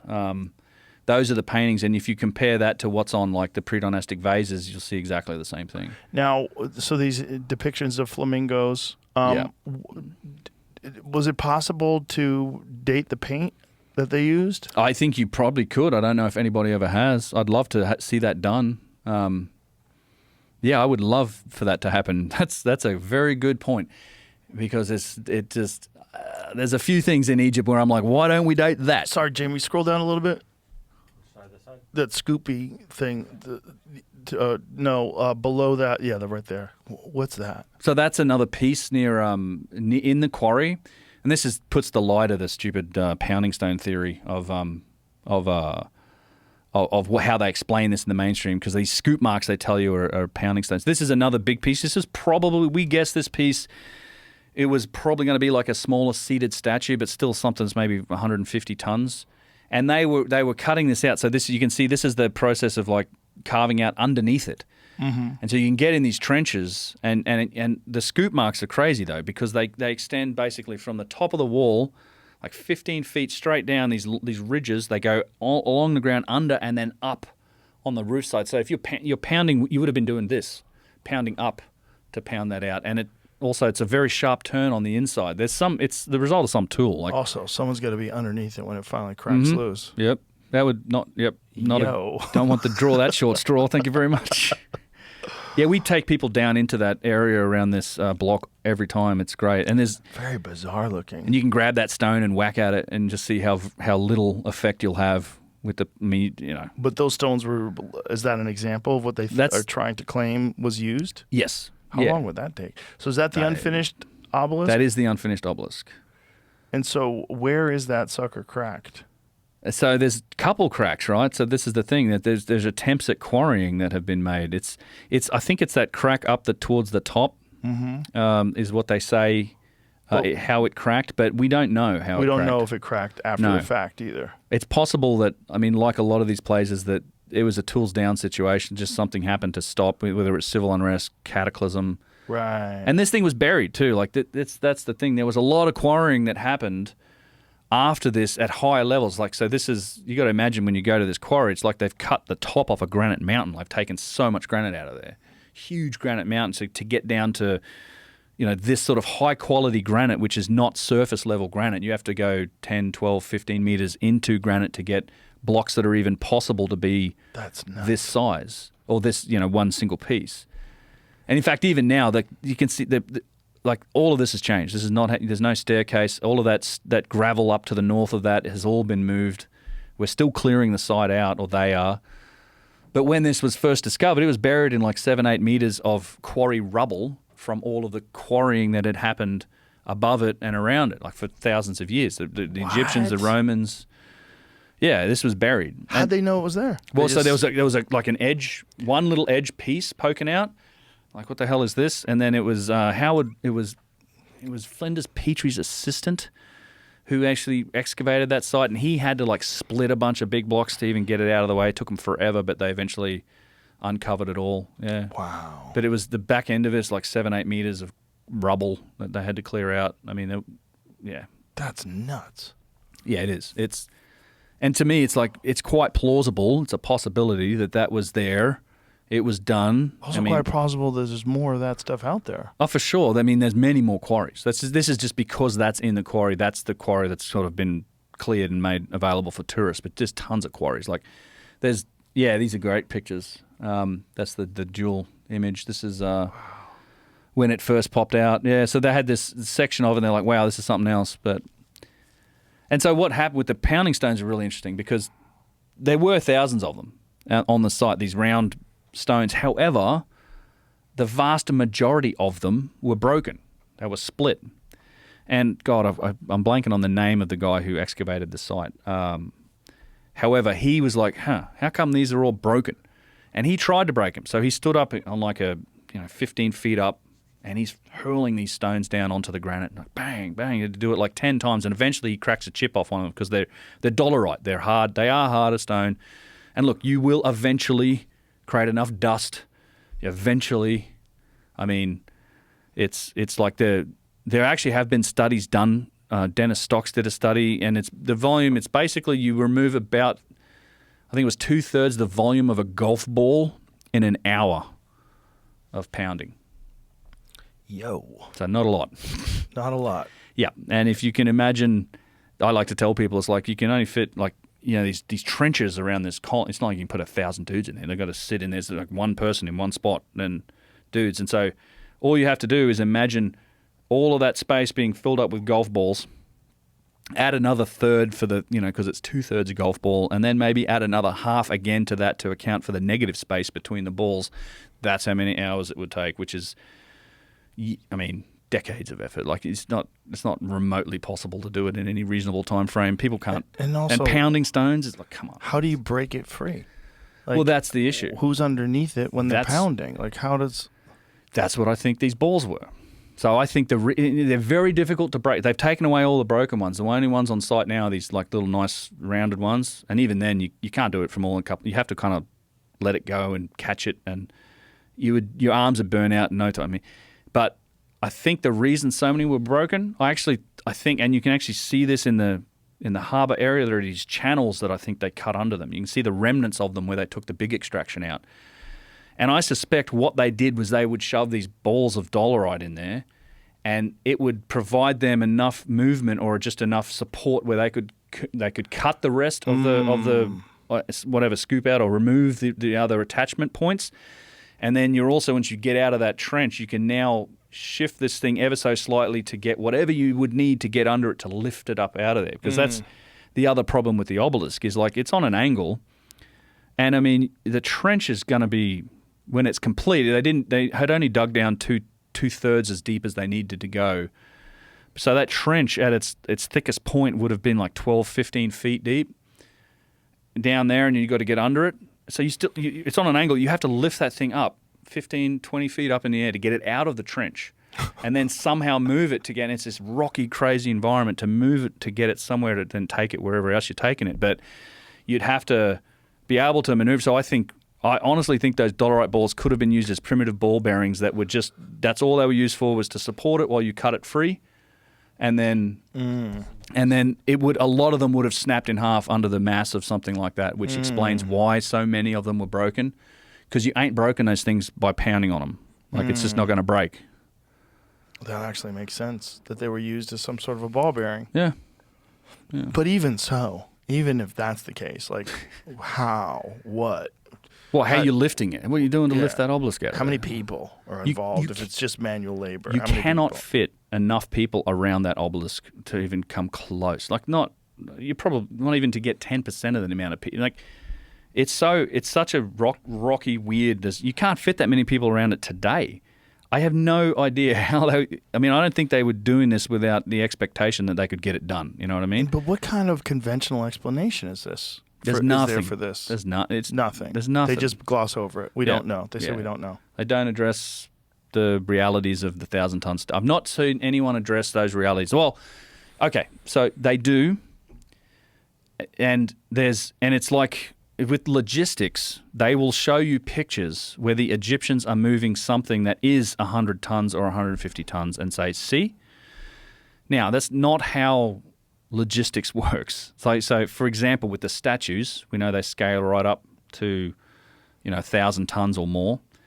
There is a picture on a tomb of a guy named Djouti Hotep, and I've got this in the statues directory. I think it's a painting on a wall, and it's a sled with this statue, and there's rows of guys. They've got the imprint of dudes behind dudes, and they're all pulling on a rope. No pulleys. Again, they didn't have force multipliers. They were just straight pulling. Wooden levers, a wooden sled, they're dragging this statue. In the case of this statue, we know about this statue. There's pieces of it left. It was made from alabaster. Calcite's not as heavy as granite. But it probably weighed, the estimate of how much it weighed was 57 tons, which is quite a load. It's respectable, right? And you can imagine, but with enough labor and on a sled, this is it. This is a 57-ton statue. There's a guy pouring something on the sand or in front of them. So you can count all these dudes and the shadows of the dudes behind them on these ropes. And so there's a figure about it, and there's been papers written about this. There's literally, I think, a Japanese team wrote a paper about what it would take to do this. And okay, this is possible. For 57 tons with enough people, enough horsepower, you can do it. Now, it's not like that scales up on like a linear increase in difficulty to something that's 1,000 tons. It's more of a logarithmic exponential curve. You cannot take this explanation and apply it to something that's 1,000 tons. It's 20 times as heavy. The friction coefficient goes through the roof. Those sleds would literally just drive into the ground. You can't. You get to. You're in realms of mass where it's like material failure becomes a problem. Wood is no longer sufficient to support that. You cannot. You certainly can't move it up any slopes. You have to do all this ground preparation work to even attempt it. And they move these things like 1,000 kilometers. If there's a place that you could go back in time and see, that is it. That is it. Yeah, Quarry would be a good one. God, if you could go back in time just to see construction, I guess Quarry. Yeah. But I mean, pyramids. Yeah. How are you lifting things? What are you doing? What does your machinery look like? Yeah. You must have some kind of technology that is just dust in the wind now. It has to be because we've tried this. Like, there's an example. Do you know about the Thunderstone? You heard of this thing? No. Okay, so no, I did hear about this. Yeah. So in like the 1700s, I think it was pre-industrial age.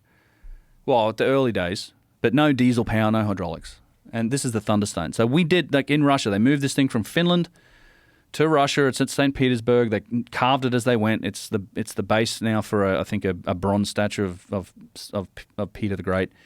But this is how they did it. And so basically you can see the capstans, the twist things these dudes are working on. They're rotating. They would dig these giant holes to anchor these big logs in the ground to then use pulleys and force multipliers with dudes on giant rails. And then they would have these huge big iron rails that they would put on the ground and carry back and forth, and the whole thing was moving on these bronze spheres, these big, giant bowling ball-sized spheres of bronze. And on a good day, they'd move this thing 150 meters. Wow. 450 feet. Still pretty impressive. Yeah, but it took them years and years, and then this thing weighed around 1,500 tons. It's interesting that using bronze spheres, brass spheres. I'm sorry. Whatever metal spheres. Yeah. Which is very similar to what you're describing with the obelisk. Right. But there's, again, when you compare the level of technology here to ancient Egypt, there's nothing. They show you what they did with that Djibouti Hotep image. It's a wooden sled, no force multipliers, no capstans, no pulleys, no none of that. Just dudes yanking on a rope. There's no evidence they use pulleys. Pouring water on the sand to make it slippery. Milk or whatever, right? Oil. Yeah. Who knows? It's just stupid. You cannot explain it when it took us everything they had for years and years to move that. And by the way, they took that across the Gulf of Finland, and it wasn't on some little river barge either. They built a giant platform, took them a year to build it, and then they had to put warships on either side of it to keep it balanced. It's massive to even plop this thing in the center and hope that they got this thing over to Russia to then move it the rest of the way. So It ain't no barge carrying 1,000 tons down the Nile. No. It's nuts. Something happened. So it's all so fascinating, and something happened is actually the only answer we have. Yep. Yeah. I would agree. Yeah. Ben, you're awesome, man. I really, really appreciate you coming on here. Your channel, Uncharted X, fantastic channel. So much good content. How long have you been doing it now?